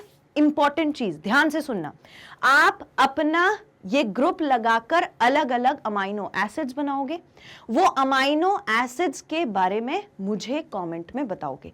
इससे हमारी प्रैक्टिस हो जाएगी, एक वो वर्चुअली हम कनेक्ट हो जाएंगे, सारे के सारे स्टूडेंट्स कनेक्ट हो जाएंगे, और एक बार हमारी प्रैक्टिस हो जाएगी तो हमें एग्जाम में भी अच्छे से याद रहेगा, ठीक है। तो ये आपको करना है, मैंने आपको सारी चीजें बता दी है, 1-2 एग्जांपल्स भी बता दिए। अब आपको बाकी देखो 20 के 20 अमाइनो एसिड्स हमसे कोई पूछने नहीं वाला है ना, हमसे जो पूछने वाले वो है एनसीईआरटी के अमाइनो एसिड्स। एनसीईआरटी के अमाइनो एसिड्स मैंने कवर करने की पूरी कोशिश करी है, मैं सारी चीजें यहां पर लेकर आई हूं। बट द थिंग इज, आपको क्या करना है, आपको उस चीज की प्रैक्टिस करनी है। कैसे करोगे? वर्चुअली हमें कनेक्ट करना है, मुझे कमेंट सेक्शन में बताना है कौन से अमाइनो एसिड में कौन सा ग्रुप जुड़ा था, और ब्रैकेट में लिखना है जैसे OH CH2OH जुड़ा था अल्कोहलिक ग्रुप के लिए तो CH2OH लिखो। इसके बाद ग्लाइसिन में क्या जुड़ा हुआ था? हाइड्रोजन, तो ब्रैकेट में H लिखो। ये वाला मुझे लिख के बताओगे, ठीक है। अब आता है physical and chemical properties of amino acids depend on किस पे? Carboxyl R function group of them. जो फिजिकल प्रॉपर्टीज हैं वो कैसा वर्क करेगा? केमिकल प्रॉपर्टीज भी डेफिनेटली किस पे वर्क करेंगी? जैसा स्ट्रक्चर है वैसी फिजिकल और केमिकल प्रॉपर्टीज हो जाएंगी। Depending upon number of amino acid and carboxyl group, कितने अमाइनो एसिड जुड़े हैं, कितने कार्बोक्सिल ग्रुप जुड़े हैं। अमाइनो एसिड्स अलग अलग टाइप के होते हैं। पहला होता है बेसिक, दूसरा होता है एसिडिक, तीसरा होता है न्यूट्रल, और फिर होता है एरोमेटिक। ये 4 टाइप हैं। पहले इतना नोट करिए, नोट इट डाउन। ओके, ये हो गया। अब हम एक बात करेंगे जो हम वहां पर छोड़ के आए हैं, ज्विटर आयन और बिहेवियर ऑफ अमाइनो एसिड्स। देखो, जब हम हमने देखो ये सारी चीजें देख ली, ये देख लिया, ये देख लिया, एक और देखते हैं। अब हम देखेंगे behaviour of amino acids, behaviour of amino acids in different pH. ठीक है, अलग अलग पीएच में क्या होगा। कोई दिक्कत इतने में? क्लियर है? चलो ये देख लेते हैं अब अपन। ठीक है, 3 केस लेंगे। पहला केस अपन लेंगे क्या? पहला केस हम ले लेते हैं जहां पर हमारा पीएच क्या है? जहां पर हमारा पीएच है एसिडिक। दूसरा केस हम ले लेते हैं जहां पर हमारा पीएच है न्यूट्रल। तीसरा केस हम ले लेते हैं जहां पर हमारा पीएच कैसा है? बेसिक। बात समझ गए? ठीक है, तो दोनों तीनों सिचुएशन में क्या होगा? यहां पर हमारा पीएच कैसा है? एसिडिक है। यहां पर न्यूट्रल पीएच का सॉल्यूशन लिया, न्यूट्रल पीएच का सॉल्यूशन। यहां पर बेसिक पीएच का सॉल्यूशन ले लिया। ठीक है, अब देखो बनेगा क्या। अपन रख लेते हैं पहले अपना अमाइनो एसिड। अमाइनो एसिड यहां पर NH2, यहां पर H, यहां पर R1। ठीक, यहां पर ले लेते हैं COOH, H, R2, NH2, यहां ले लेते हैं C, COOH, H, R3 and NH2। ठीक है, वेरिएबल ग्रुप सब में अलग अलग है। ये पीएच कैसा है? एसिडिक है। ठीक है, ये कैसा है? न्यूट्रल है। ये कैसा है? बेसिक पीएच है। ठीक है, जब हम इस स्ट्रक्चर को एसिडिक पीएच में रखते हैं तो यहां का NH2 जो है वो आयनाइज हो जाता है। यहां का NH2 इज आयनाइज्ड, और जो आयन प्रोड्यूस होगा वो क्या होगा? H+ आयन प्रोड्यूस होगा। ठीक है, दूसरा अगर हम बेसिक की बात करें तो यहां पर तो देखो आयनाइज हुआ था NH2, यहां पर इस स्ट्रक्चर में आयनाइज हो जाएगा COOH, तो COOH इज आयनाइज्ड। ठीक है, COH आयनाइज हुआ तो क्या रिलीज करेगा? कौन सा आयन रिलीज होगा? OH, नेगेटिव आयन रिलीज होगा। कोई दिक्कत इतने में? ठीक है, तो ये हमें समझ में आ रहा है कि जब हम इसको एसिडिक या बेसिक नेचर में रखते हैं, बेसिक सोल्यूशन में रखते हैं, सोल्यूशन का पीएच है ये किसका सोल्यूशन का पीएच है? सोल्यूशन का पीएच एसिडिक, सॉल्यूशन का पीएच न्यूट्रल, और सॉल्यूशन का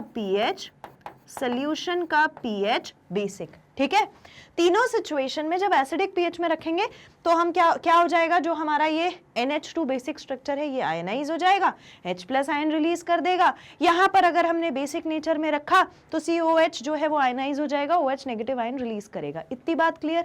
तो मैडम अब न्यूट्रल में क्या होगा? न्यूट्रल पीएच में दोनों चीजें आयनाइज हो जाएंगी। यहां पर प्लस H मतलब H+ आयन आयनाइज होकर निकलेगा, यहां पर नेगेटिव आयन आयनाइज होकर निकलेगा। और ऐसी सिचुएशन जहां पर आपको क्या मिल रहा है? एक पॉजिटिव आयन भी मिल रहा है, एक नेगेटिव आयन भी मिल रहा है। तो ये नेचर क्या हो गया, ये एक हाइब्रिड नेचर हो गया कि दोनों आयंस आपको एक साथ मिल गई। और ऐसा स्ट्रक्चर जहां पर आपको दोनों आयंस एक साथ देखने को मिल जाएं, इस स्ट्रक्चर को हम क्या कहते हैं, ज्विटर आयन। ज्विटर आयन कहते हैं। क्या कहते हैं, ज्विटर आयन कहते हैं। ज्विटर आयन तक तो ठीक है, इसको हम एक और वर्ड से जानते हैं, वो वर्ड क्या है, हाइब्रिड। ज्विटर आयन कब बनता है, कब बनता है तो ठीक है, जब हम न्यूट्रल पीएच के सोल्यूशन में इसको रखेंगे अमाइनो एसिड को। बट अमाइनो एसिड का नेचर कैसा हुआ, ये एक बहुत इंपॉर्टेंट क्वेश्चन बनता है। तो अमाइनो एसिड्स का नेचर, अमाइनो एसिड्स का जो नेचर है वो है एम्फोटेरिक। एम्फोटेरिक, एम्फोटेरिक नेचर मतलब ये ज्विटर आयन वाला नेचर, जहां पर H प्लस भी मिल जाए और OH माइनस भी, OH नेगेटिव आयन भी मिल जाए। ठीक है, ये नेचर होते हैं। क्लियर, इसे अपनी कॉपी में बना लीजिए, make it down in your copy. Done, okay. अब हम वापस जाते हैं। अच्छा, वापस जाने से पहले मैं एक बार आपको बता देती हूँ, हमने नेचर पढ़ लिया, ज्विटर आयन पढ़ लिया, इसके बाद हमने पेप्टाइड बॉन्ड पढ़ लिया, इसके बाद हमने अमाइनो एसिड का बेसिक स्ट्रक्चर अल्फा कार्बन पढ़ लिया, ये 4 टाइप के ग्रुप्स पढ़ लिए, यानी कि अब हमारा ये भी कंप्लीट हो गया, ये भी कंप्लीट हो गया। ये हमने सारी चीजें अमाइनो एसिड के बारे में पढ़ ली। अब एक बार यहां देखते हैं, व्हाट डज इट से। देखो, ये अलग अलग ग्रुप्स आपको दिख रहे हैं, वो आयंस ही बता रहे हैं कहाँ पे क्या मिल रहा है, कहाँ पे क्या मिल रहा है। यहाँ पर H प्लस भी मिल जाएगा, यहाँ पर नेगेटिव आयन भी मिल जाएगा। तो ये क्या हो गया, एम्फोटेरिक हो गया नेचर में, यानी कि ज्विटर आयन बना लेगा। Amino acids are classified into, अब इन्हें जब क्लासिफाई करते हैं तो एसेंशियल अमाइनो एसिड और नॉन एसेंशियल अमाइनो एसिड में क्लासिफाई करते हैं। ठीक है, एसेंशियल का मतलब क्या होता है भाई, वो अमाइनो एसिड जिसकी हमारी बॉडी को जरूरत है, वो हमारे लिए एसेंशियल है, यानी हमारी बॉडी उसे खुद बना नहीं पाती। तो the amino acids which are not formed inside our body are the essential amino acids which we take from our diet, जो हम कहां से लेते हैं, डाइट से। और नॉन एसेंशियल कौन से, जो हमारी बॉडी में ऑलरेडी बन रहे हैं, तो हमें डाइट से लेने की जरूरत नहीं है। तो एसेंशियल अमाइनो एसिड का एग्जाम्पल हो गया मिथायोनिन एंड ल्यूसीन, और नॉन एसेंशियल का हो गया glycine and alanine. A specific characteristic property of amino acid is ionisable nature, जो मैंने आपको अभी बना के बताया था, जहां पर NH2 और COOH ग्रुप्स जो हैं वो आयनाइज होते हैं। Structure of amino acid changes in the solution of different pH, ये मैं आपको बता चुकी हूं, कैसे डिफरेंट पीएच में सॉल्यूशन में हमारा जो आयन है वो कैसे बन रहा है। ठीक है, तो ये वाली बातें आपको सब क्लियर हो गई, सारी समझ में आ गई जितनी यहां लिखी है। अब ये 20 टाइप्स के अमाइनो एसिड्स हैं, ये लिस्ट आपकी कॉपी में होनी चाहिए। ठीक है, देखो मैं ये नहीं कहती कि सारे याद कर लो, वैसे तो 20 अमाइनो एसिड्स याद करना जरूरी है, बट कुछ अमाइनो एसिड्स जो बहुत पूछे जाते हैं, और मैं ये भी नहीं बोलती कि एक दिन में याद हो जाएंगे, नहीं, एक दिन में याद नहीं होंगे, टाइम लगेगा। अमाइनो एसिड्स के एक बार नाम देख लो। अमाइनो एसिड्स हैं alanine, arginine, aspartic acid, asparagine, cysteine, glutamine, glutamic acid, glycine, histidine and isoleucine. उसके बाद आता है leucine, lysine, methionine, phenylalanine, proline, serine, threonine, tryptophan, tyrosine and valine. यहां पर जितने भी अमाइनो एसिड्स इंक्लूडेड है ये इंपॉर्टेंट ही हैं, थोड़े थोड़े करके याद हो जाएंगे, 4-4 अमाइनो एसिड्स याद करेंगे। ठीक है, कमेंट में मुझे अमाइनो एसिड्स के एटलीस्ट 5 नाम लिख के बता देना जो आपको याद हो गए हो इनमें से। ठीक है, वो इंपॉर्टेंट है, जितनी बार लिखोगे उतना रिवाइज होगा, एक ज़ील क्रिएट करेंगे, एक ऑरा क्रिएट करेंगे, और वहां पर हम सारी चीजें वर्चुअली भी पढ़ाई के बारे में ही डिस्कस करेंगे। तो जितना हम उसे लिखेंगे सुनेंगे उतना जल्दी हमें याद होगा, टाइप करोगे ना 4 बार अच्छे से याद हो जाएगा। तो देखो, alanine, arginine, aspartic acid, asparagine, cysteine, glutamine, glutamic acid, glycine, histidine, isoleucine, इसमें से जो भी आपको 5 याद रह जाए, और फिर leucine, lysine, methionine, phenylalanine, proline, serine, threonine, tryptophan, tyrosine and valine, ये सारे के सारे अमाइनो एसिड्स हैं। मैं ये नहीं कह रही हूं कि सिर्फ 5 याद करने हैं, मैं कह रही हूं कि धीरे धीरे करके याद करेंगे। देखो, अगर आपसे कोई ये कहता है ना कि अरे याद हो जाएंगे, हम याद करा देंगे और ऐसे बाएं हाथ का खेल है, नहीं है, ऑनेस्टली नहीं है भाई, मुझे इसीलिए याद है, मैं जल्दी इसलिए बोल पाती हूँ क्योंकि मैं इतने टाइम से पढ़ रही हूँ, पढ़ा रही हूँ, आप तो पहली बार पढ़ रहे हो, तो हो सकता है आपको थोड़ी प्रॉब्लम आए, and that is very normal, सब याद हो जाएगा धीरे धीरे। पहली बार जब एलिमेंट पढ़ने गए थे तो वो हाली ना कर अपसस पर थोड़ी ना याद हो गया था, hydrogen helium lithium beryllium boron carbon नहीं हुआ था ना, आज तो याद है, तो ऐसे ही ये भी याद हो जाएगा, ठीक है। बस 5-5 नाम करके याद रखना। सबसे बढ़िया ट्रिक मैं आपको बताती हूँ, पहले तो अपनी कॉपी में अभी मैं आपको टाइम दूंगी, आप ये पहले अपनी कॉपी में लिख लो, उसके बाद 5 मुझे कमेंट में लिख के बताओ, अगले सेशन में अगले 5 लिख के बताना। लिख लीजिए इसको, डन, ओके। तो अब हमारी जितनी भी अमाइनो एसिड्स की बात थी वो कंप्लीट हो गई। अब हम दूसरी बात करेंगे लिपिड्स के बारे में। एक बार मैं आपको टाइम दे देती हूं, अगर आप इसको लिखना चाहते हैं तो लिख लीजिए। ये पहली वाली हमने पहला जो अमाइनो एसिड के बारे में पढ़ा था, ये दूसरा हमने अमाइनो एसिड के बारे में पढ़ा था, ये तीसरा पेप्टाइड बॉन्ड पढ़ा था, और ये हमने बिहेवियर पढ़ा था कि कैसा बिहेवियर होता है अलग अलग पीएच में अमाइनो एसिड्स का। अब हम बात करेंगे नेक्स्ट जो है वो लिपिड्स के बारे में, ठीक है। Now we will talk about the lipids. Lipids क्या होते हैं, कैसे होते हैं, थोड़ा सा देखते हैं, आइए। ओके, तो लिपिड्स जो हैं,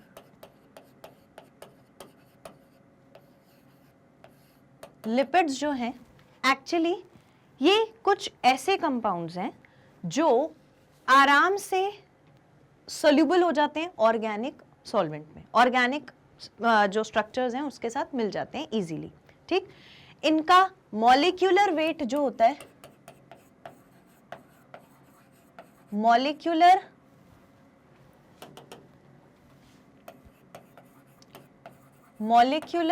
वेट जो होता है, it is less than 800 Dalton, 800 Dalton से कम होता है।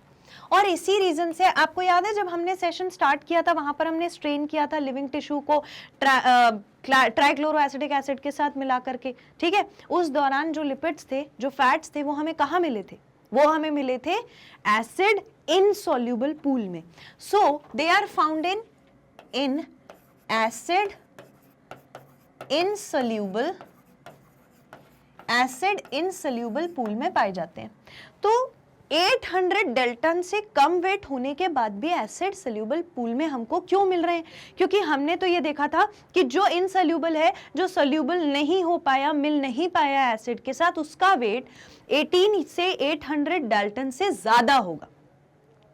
अगर 800 या 1000 डाल्टन से ज्यादा वेट है तो वो एसिड इनसोल्यूबल है, पर इसका वेट तो कम है, फिर ये एसिड इनसोल्यूबल क्यों हुआ, क्यों उस एसिड के साथ मिक्स नहीं हुआ? इसका एक रीजन है। लिपिड की ना एक क्वालिटी होती है कि ये एग्रीगेट बना लेते हैं, एग्रीगेट बना लेते हैं। कैसे मैडम एग्रीगेट बनता है, मैं समझाती हूँ।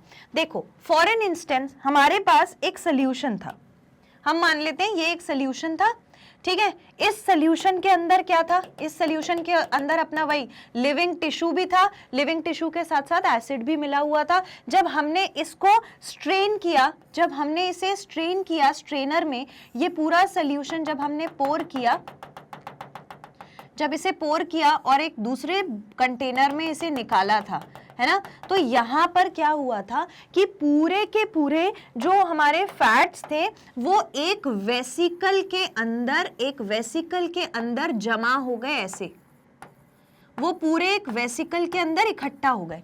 ये वेसिकल यहाँ चला गया, तो क्योंकि बहुत सारे एक साथ फैट्स जमा हो गए तो ये पूरा का पूरा जो वेसिकल है ये बहुत बड़ा वेसिकल बन चुका था, और वेसिकल बड़ा होने की वजह से स्ट्रेनर में से नीचे जा नहीं पाया, तो ये कहाँ रह गया, एसिड इनसोल्यूबल पूल में रह गया। ठीक है, तो समझ में आ गया। तो ये एग्रीगेट करके क्या बना लेता है, एग्रीगेट एंड फॉर्म्स वेसिकल। ये इस रीजन से वेट कम होने के बाद भी नीचे नहीं जा पाया। तो वेट कम था और फिर भी एसिड इनसोल्यूबल सिस्टम में रहा क्योंकि इसने वेसिकल फॉर्म कर लिया था, सारे के सारे फैट्स जो हैं वो जुड़ गए थे। ठीक है, इतनी बात समझ में आ गई। अब आती है बात कि लिपिड्स कितने टाइप के होते हैं। तो लिपिड्स को अगर हम टाइप के बेसिस पर देखेंगे तो basically there are 3 types of lipids. There are broadly 3 types of lipids. ठीक है, मैं बताती हूं क्या। एक और चीज सुन लो, लिपिड्स 3 टाइप के होते हैं वो ठीक है, लेकिन ये लिपिड्स जो है ये बनते कैसे हैं? ठीक है, फैट्स जो हैं वो क्या है? They are fatty acids plus glycerol. ये है fatty acids plus glycerol. Fatty acid क्या होता है मैडम? फैटी एसिड होता है long chain of carboxylic acid. It is the long chain of carboxylic acid. बहुत सारे कार्बोक्सिलिक एसिड जब एक साथ जुड़ जाते हैं, लॉन्ग चेन फॉर्म कर लेते हैं, तो वो फैटी एसिड कहलाता है। अब ग्लिसरॉल जो है वो कितने भी जुड़े हो सकते हैं। हो सकता है कि सिर्फ एक ही ग्लिसरॉल हो। क्या हो सकता है? कि सिर्फ एक ही ग्लिसरॉल हो। ठीक है, एक हो सकता है, 2 हो सकते हैं, 3 हो सकते हैं, तो उसके बेसिस पर हम नंबर दे देते हैं। हो सकता है 1 हो सकता है 2 हो सकता है 3 हो। ठीक है, तो ये 1 है, 2 है या 3 है। ठीक है, इसके बेसिस पर मोनोग्लिसराइड, ट्राइग्लिसराइड, डाइग्लिसराइड ऐसे होते हैं। ठीक, अब ये जो हमने देखा कि 3 टाइप ऑफ लिपिड प्रेजेंट है, ये 3 टाइप्स ऑफ लिपिड क्या क्या है? देखो, अगर हम लिपिड की बात करेंगे, अगर हम लिपिड को क्लासिफाई करेंगे, तो लिपिड के क्लासिफिकेशन में मैंने आपसे कहा कि 3 टाइप है। ठीक है, वो 3 टाइप क्या है? ध्यान से सुनना। पहला है सिंपल लिपिड, दूसरा है कंपाउंड लिपिड, तीसरा है डिराइव्ड लिपिड। ठीक है, ब्रॉडली सारे लिपिड्स जो हैं they fall under these 3 categories. सारे के सारे इन 3 ही कैटेगरीज में आते हैं। ठीक, अब जो सिंपल लिपिड होते हैं उनके अंदर फिर कौन से लिपिड्स आते हैं? तो सिंपल लिपिड्स में आते हैं फैट्स, ऑयल्स और वैक्स। ठीक है, ये तीनों क्या है? Simple lipid. तो फिर कंपाउंड लिपिड में क्या आते हैं? कंपाउंड लिपिड में आते हैं ग्लाइकोलिपिड, फॉस्फोलिपिड और आता है सल्फोलिपिड। ठीक है, ग्लाइकोलिपिड में लिपिड के साथ ग्लाइको ग्रुप जुड़ा है, फॉस्फो में फॉस्फो ग्रुप जुड़ा है, सल्फो में सल्फो ग्रुप जुड़ा है, ऑयल, फैट्स और वैक्स तो हमें मालूम ही है। अब क्या बचता है हमारे पास? अब we are left with the derived lipid. Derived lipids जो होते हैं वो होते हैं स्टीरॉल्स। स्टीरॉल्स का मतलब कि हम बोल सकते हैं कोलेस्टेरॉल हो सकता है, कोलेस्ट्रॉल हो सकता है। तो कोलेस्ट्रॉल जो होता है ये क्यों इतना, और भी बहुत सारे होते हैं, मैं बाद में बताऊंगी, पहले कोलेस्ट्रॉल की इंपॉर्टेंट बात सुन लो। कोलेस्ट्रॉल जो है ये फॉर्म करता है सीपी, एक रिंग। ठीक है, जिसको हम बोलते हैं सीपीपी रिंग। वो रिंग कैसी होती है पहले तो वो देखो। वो रिंग कुछ ऐसी होती है कि उसमें बेंजीन रिंग होती है। क्या होती है? Benzene ring. इस तरीके से ऐसी बेंजीन रिंग होती है, फिर एक और बेंजीन रिंग होती है, मतलब ऐसे बहुत सारी बेंजीन रिंग जुड़ी होती हैं आपस में। ठीक है, so we have one more benzene ring, we have one more benzene ring, ऐसे बेंजीन रिंग्स प्रेजेंट होती हैं। ये जो बेंजीन रिंग होती है ये कहलाती है सीपीपी। ये क्या कहलाती है? सीपीपी। अब जब मैं सीपीपी का फुल फॉर्म बताऊंगी तो सबको क्या करना है? वो फुल फॉर्म कमेंट में लिखना है। ये बहुत इंपॉर्टेंट है, दिस इज वेरी इंपॉर्टेंट। ये एग्जाम में अगर पूछ लिया तो नहीं बता पाओगे, और यही वो क्वेश्चन है जो बाकी सारे स्टूडेंट से आपको अलग बनाएगा। पहले इतना समझ में आ गया कोलेस्ट्रॉल तक? फाइन। अब देखो क्या नाम लिखना है, क्या नाम याद रखना है वो देखो। सीपीपी होता है साइक्लो पेंटानो फिनैंथरीन रिंग। ठीक है, क्या होता है? अब देखो याद कैसे रखोगे, पूरा वर्ड याद नहीं हो रहा, तोड़ के याद करो। साइक्लो, सी से साइक्लो, पेंटेनो एक पी, दूसरा फिनैंथेनिन दूसरा पी, ठीक है। साइक्लो पेंटेनो फिनैंथरीन, क्या बोला? साइक्लो पेंटेनो फिनैंथरीन। कमेंट में मुझे लिखकर बताओ, याद होगा। तो ये रिंग प्रेजेंट होती है किसमें? कोलेस्ट्रॉल में। और क्या आ जाता है? स्टीरॉल्स में अल्कोहल्स भी आ जाते हैं, सॉरी डिराइव्ड में अल्कोहल्स भी आ जाएंगे। कहाँ लिखूं? यहां लिख देती हूँ, अल्कोहल्स भी आ जाएंगे, फैटी एसिड्स भी आ जाएंगे, ठीक है। ये हो गई हमारी किसकी बात कि क्लासिफिकेशन क्या होता है। अब होती हैं दो चीज, saturated and unsaturated fatty acid. वो बताने से पहले मैं आपको बता देती हूँ कि हमें क्या क्या इसमें पढ़ना है। देखो ध्यान से, लिपिड्स जो हैं वो हेट्रोजीनस ग्रुप है, मतलब कि अलग अलग ग्रुप्स जिसमें जुड़े हैं। ऑर्गेनिक कंपाउंड के मेड ऑफ कार्बन होगा, हाइड्रोजन होगा और फ्यू एटम्स ऑफ ऑक्सीजन भी प्रेजेंट होंगे। कार्बन, हाइड्रोजन, ऑक्सीजन तीन तो प्रेजेंट होंगे ही होंगे। They are water insoluble, soluble in non polar organic solvent, पानी में इनसॉल्युबल है, ऑब्वियसली फैट तो डिसॉल्व ही नहीं होता वाटर के साथ।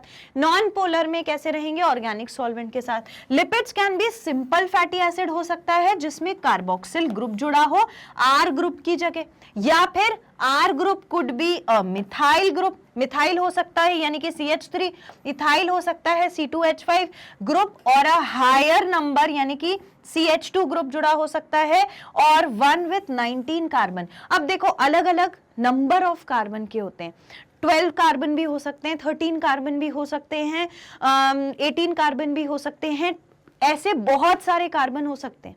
19 कार्बन तक का भी एलिमेंट बन सकता है जब हम लिपिड की बात करते हैं। ये तो हो गई जनरल बातें। और देखो फैटी एसिड्स एक्चुअली में दो टाइप के होते हैं जिनके बारे में मैं बात कर रही थी। अगर सैचुरेटेड फैटी एसिड होगा या अनसैचुरेटेड फैटी एसिड होगा तो दोनों में डिफरेंस क्या होंगे वो देखो। सैचुरेटेड फैटी एसिड्स जो होते हैं, सैचुरेटेड फैटी एसिड्स जो होते हैं उनके पास क्या ऐसा पॉइंट है जो उन्हें अनसैचुरेटेड फैटी एसिड से डिफरेंट बनाता है? तो सैचुरेटेड फैटी एसिड का ऐसा पॉइंट है प्रेजेंस ऑफ सिंगल बॉन्ड, बीच में सिर्फ सिंगल बॉन्ड प्रेजेंट है अगर उस कंपाउंड में तो वो सैचुरेटेड फैटी एसिड है। और फिर अनसैचुरेटेड क्या हो जाएगा? अनसैचुरेटेड फैटी एसिड क्या हो जाएगा? अनसैचुरेटेड फैटी एसिड होगा जहां पर सिंगल बॉन्ड प्रेजेंट ना होके डबल या ट्रिपल बॉन्ड प्रेजेंट हो, डबल और ट्रिपल बॉन्ड प्रेजेंट हो बिटवीन दी कंपाउंड, तो वो हो गए अनसैचुरेटेड फैटी एसिड। अब मैडम इसमें याद क्या रखना है? पहले तो बॉन्ड्स के बारे में याद रखना है। दूसरा एग्जांपल है butyric acid, palmitic acid, saturated fatty acid का एग्जांपल है। अनसैचुरेटेड का है लिनोलेइक एसिड, ठीक है। लिनोलेनिक भी होता है, लिनोलेइक भी होता है, लिनोलेनिक भी होता है, अराकिडोनिड भी होता है, ठीक है। यहां पर आप और लिख सकते हो लिनोलेनिक एसिड भी होता है, इसके बाद अराकिडोनिक एसिड भी होता है, अराकिडोनिक एसिड भी होता है। All these are unsaturated fatty acid. अब another simple lipid is glycerol which is trihydroxy propane. Glycerol क्या है? Trihydroxy propane. आप यहां पर स्ट्रक्चर देखो ग्लिसरॉल का, जहां पर क्या जुड़ा हुआ है? OH जुड़ा हुआ है CH2 के साथ, यहां पर CH के साथ OH, यहां पर CH2 के साथ OH। जब ये ट्राइग्लिसराइड बनेगा तो इसमें जुड़े हुए ग्रुप जो हैं वो चेंज हो जाएंगे। देखो ये वाली चेन तो हमारी सेम ही रही, ये वाली चेन तो हमारी सेम ही रही, बस ग्रुप अलग हो गए। तो यहां पर क्या जुड़ गया? CO जुड़ गया और एक R ग्रुप जुड़ गया, वेरिएबल ग्रुप। यहां पर भी COR एक वेरिएबल ग्रुप, यहां पर भी COR एक वेरिएबल ग्रुप। यानी बेसिकली ये तीन ग्रुप्स जुड़ गए ना, 3 to 1, तो ये हो गया ट्राइग्लिसराइड। तीन अलग अलग ग्रुप्स जुड़े, ट्राइग्लिसराइड, ठीक है। ये बात समझ में आ गई? डन? ओके। नाउ अब lipids are formed by esterification of glycerol with fatty acid. They may be अलग अलग टाइप के हो सकते हैं। देखो अभी मैंने क्या बताया था, यहां पर देखो, इससे समझ में आएगा। यहां पर कितने ग्रुप जुड़े हुए थे? यहां 3 ग्रुप जुड़े थे ना, 1 2 3। और हमारा बेसिक स्ट्रक्चर कौन सा था? ये वाला हमारा बेसिक स्ट्रक्चर था, यहां पर भी, बस इसके साथ जुड़े हुए जो ग्रुप थे वो चेंज हो गए। सही बात है। तो अगर ये 2 ही ग्रुप चेंज होते हैं तो डाइग्लिसराइड, एक ग्रुप चेंज होगा मोनोग्लिसराइड, 3 चेंज हो जाएंगे triglyceride. So it is all about the number of groups present between them. देखो लिपिड्स में भी फॉर्म्ड बाय या एस्टरिफिकेशन ऑफ ग्लिसरॉल होगा, जहां पर फैटी एसिड होंगे तो they may be monoglyceride with 1 fatty acid, एक फैटी एसिड होगा तो मोनोग्लिसराइड। डाइग्लिसराइड जब 2 फैटी एसिड्स होंगे और ट्राइग्लिसराइड जब 3 फैटी एसिड्स होंगे। अभी मैंने क्या बोला? 1 ग्रुप प्रेजेंट तो 1 monoglyceride, 2 groups are present diglyceride, 3 groups are present triglyceride. Lipids, triglycerides are called fats और oils depending on their melting point. Lipids को या ट्राइग्लिसराइड्स को हम क्या कंसिडर करते हैं? फैट्स या फिर ऑयल्स कंसिडर करते हैं। What do we consider them? We consider them as fats और ऑयल्स। इतना समझ में आया? ठीक है, पहले ये वाला पॉइंट नोट करो, ये स्ट्रक्चर नोट करो ट्राइग्लिसराइड का और ग्लिसरॉल का। Do it fast. बन गया? नाउ अब हम आ गए किस पे भाई? लास्ट में हम आ गए हैं फैट्स पर और ऑयल्स पर। तो थोड़ा सा हम इन फैट्स और ऑयल्स को भी देखेंगे कि क्या होते हैं। ठीक है, एक तरफ हम ले लेते हैं फैट्स, दूसरी तरफ हम ले लेते हैं ऑयल्स। ठीक है, क्या डिफरेंस होते हैं फैट्स और ऑयल्स में? फैट्स और ऑयल में बेसिक डिफरेंस क्या होता है? सबसे पहली चीज जो है,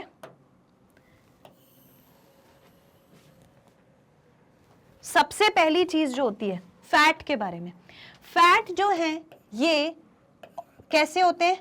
नेचर में ऑयली होते हैं और एक्चुअली में जब आप इसे देखोगे तो ये ऑयली कंसिस्टेंसी जरूर देते हैं पर रूम टेम्परेचर पे सॉलिड रहते हैं। रूम टेम्परेचर पे ऑयल कैसा रहता है? विस्कस रहता है और लिक्विड रहता है। तो ये जो है ये नेचर वाइज ऑयली है, नेचर वाइज कैसे हैं? ऑयली हैं। और कैसे रहते हैं? Solid at room temperature. Room temperature पर सॉलिड होता है फैट।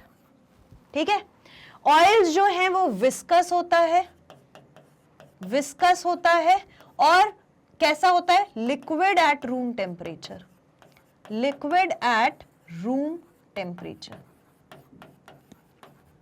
अब हम कौन से ऑयल और फैट की बात कर रहे हैं? खाने वाले की नहीं कर रहे, बॉडी के अंदर जो प्रेजेंट है उसकी कर रहे हैं। तो ये जो फैट्स हैं ये कहां पर प्रेजेंट होते हैं?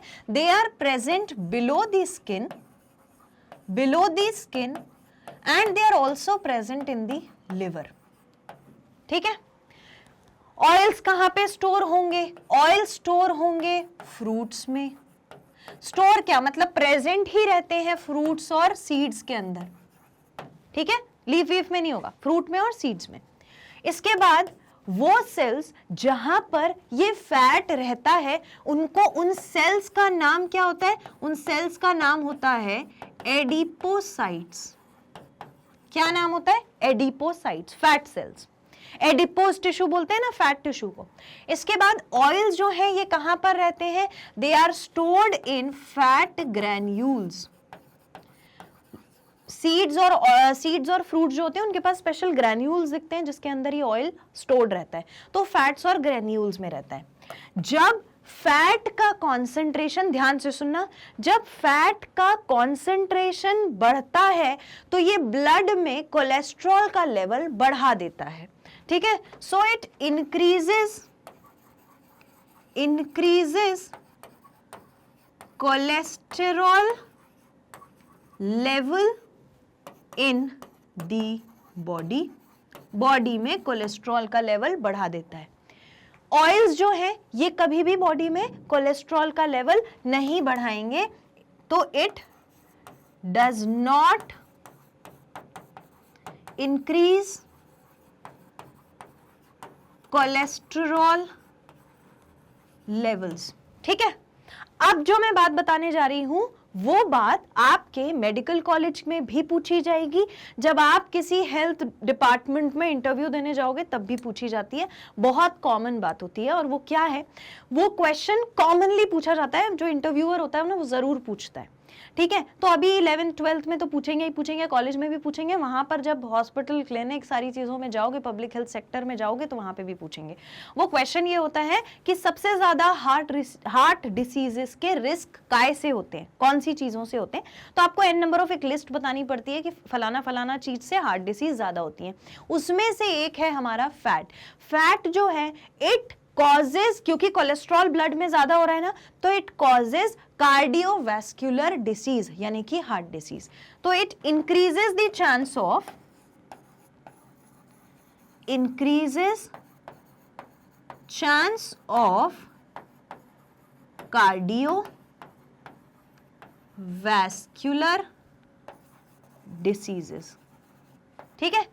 क्या ऑयल से भी ऐसा होगा? ऑयल से नहीं होगा। जब ब्लड में कोलेस्ट्रॉल नहीं बढ़ा रहा तो डज नॉट कॉजेस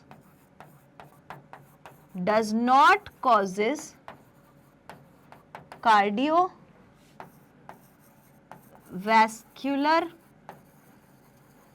डिसीजेस। ये कार्डियोवैस्कुलर डिसीजेस नहीं करवाएगा। इतनी बात समझ में आ गई? ठीक है। अब ये स्टोर कहां होता है? एडिपोसाइट्स में। ठीक है। कौन से सेल्स में स्टोर होता है? एडिपोसाइट्स में। ये स्टोर होता है फैट ग्रेन्यूल में। कहां पर प्रेजेंट रहेगा बॉडी में? बिलो द स्किन, स्किन के नीचे फैट होता है या फिर लिवर में होता है। और ऑयल्स फ्रूट्स और सीड्स में होते हैं। नेचर वाइज ये ऑयली हैं, वो विस्कस हैं। ये सॉलिड रहेंगे रूम टेम्परेचर पे, ये लिक्विड रहेंगे रूम टेम्परेचर पे। कोलेस्ट्रॉल में, कोलेस्ट्रॉल बढ़ा देंगे ब्लड में, वहां कोलेस्ट्रॉल पे कोई असर नहीं। यहां पर कार्डियोवैस्कुलर चांसेस बढ़ जाते हैं, वहां पर कार्डियोवैस्कुलर डिसीजेस के चांसेस नहीं बढ़ेंगे। This is the difference between the fats and the oils. Clear? Note कर लीजिए, इसको नोट कर लीजिए। कर लिया? ओके। नाउ अभी हमारा ये जो फैट्स लिपिड्स वाला पोर्शन है ये कंप्लीट हो गया। ठीक, ये हमारा कंप्लीट हो गया। सारी चीजें हमने देख ली हैं।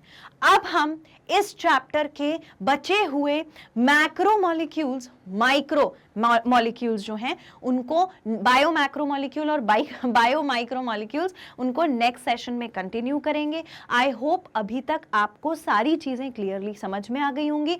मैंने बहुत ट्रांसपेरेंटली आपको समझाने की कोशिश करी है, बट स्टिल आई एडवाइस, क्या होता है क्योंकि हमने पहले से टेंडेंसी बना रखी है कि जो बायो मॉलिक्यूल्स का चैप्टर है, अब देखो इसमें कितनी सारी चीजें अपन ने पढ़ी हैं। अगर हम यहां जाएंगे तो यहां पर भी हमारे पास याद रखने के लिए कितनी चीजें थी। ये था एक लिपिड के बारे में, ये था।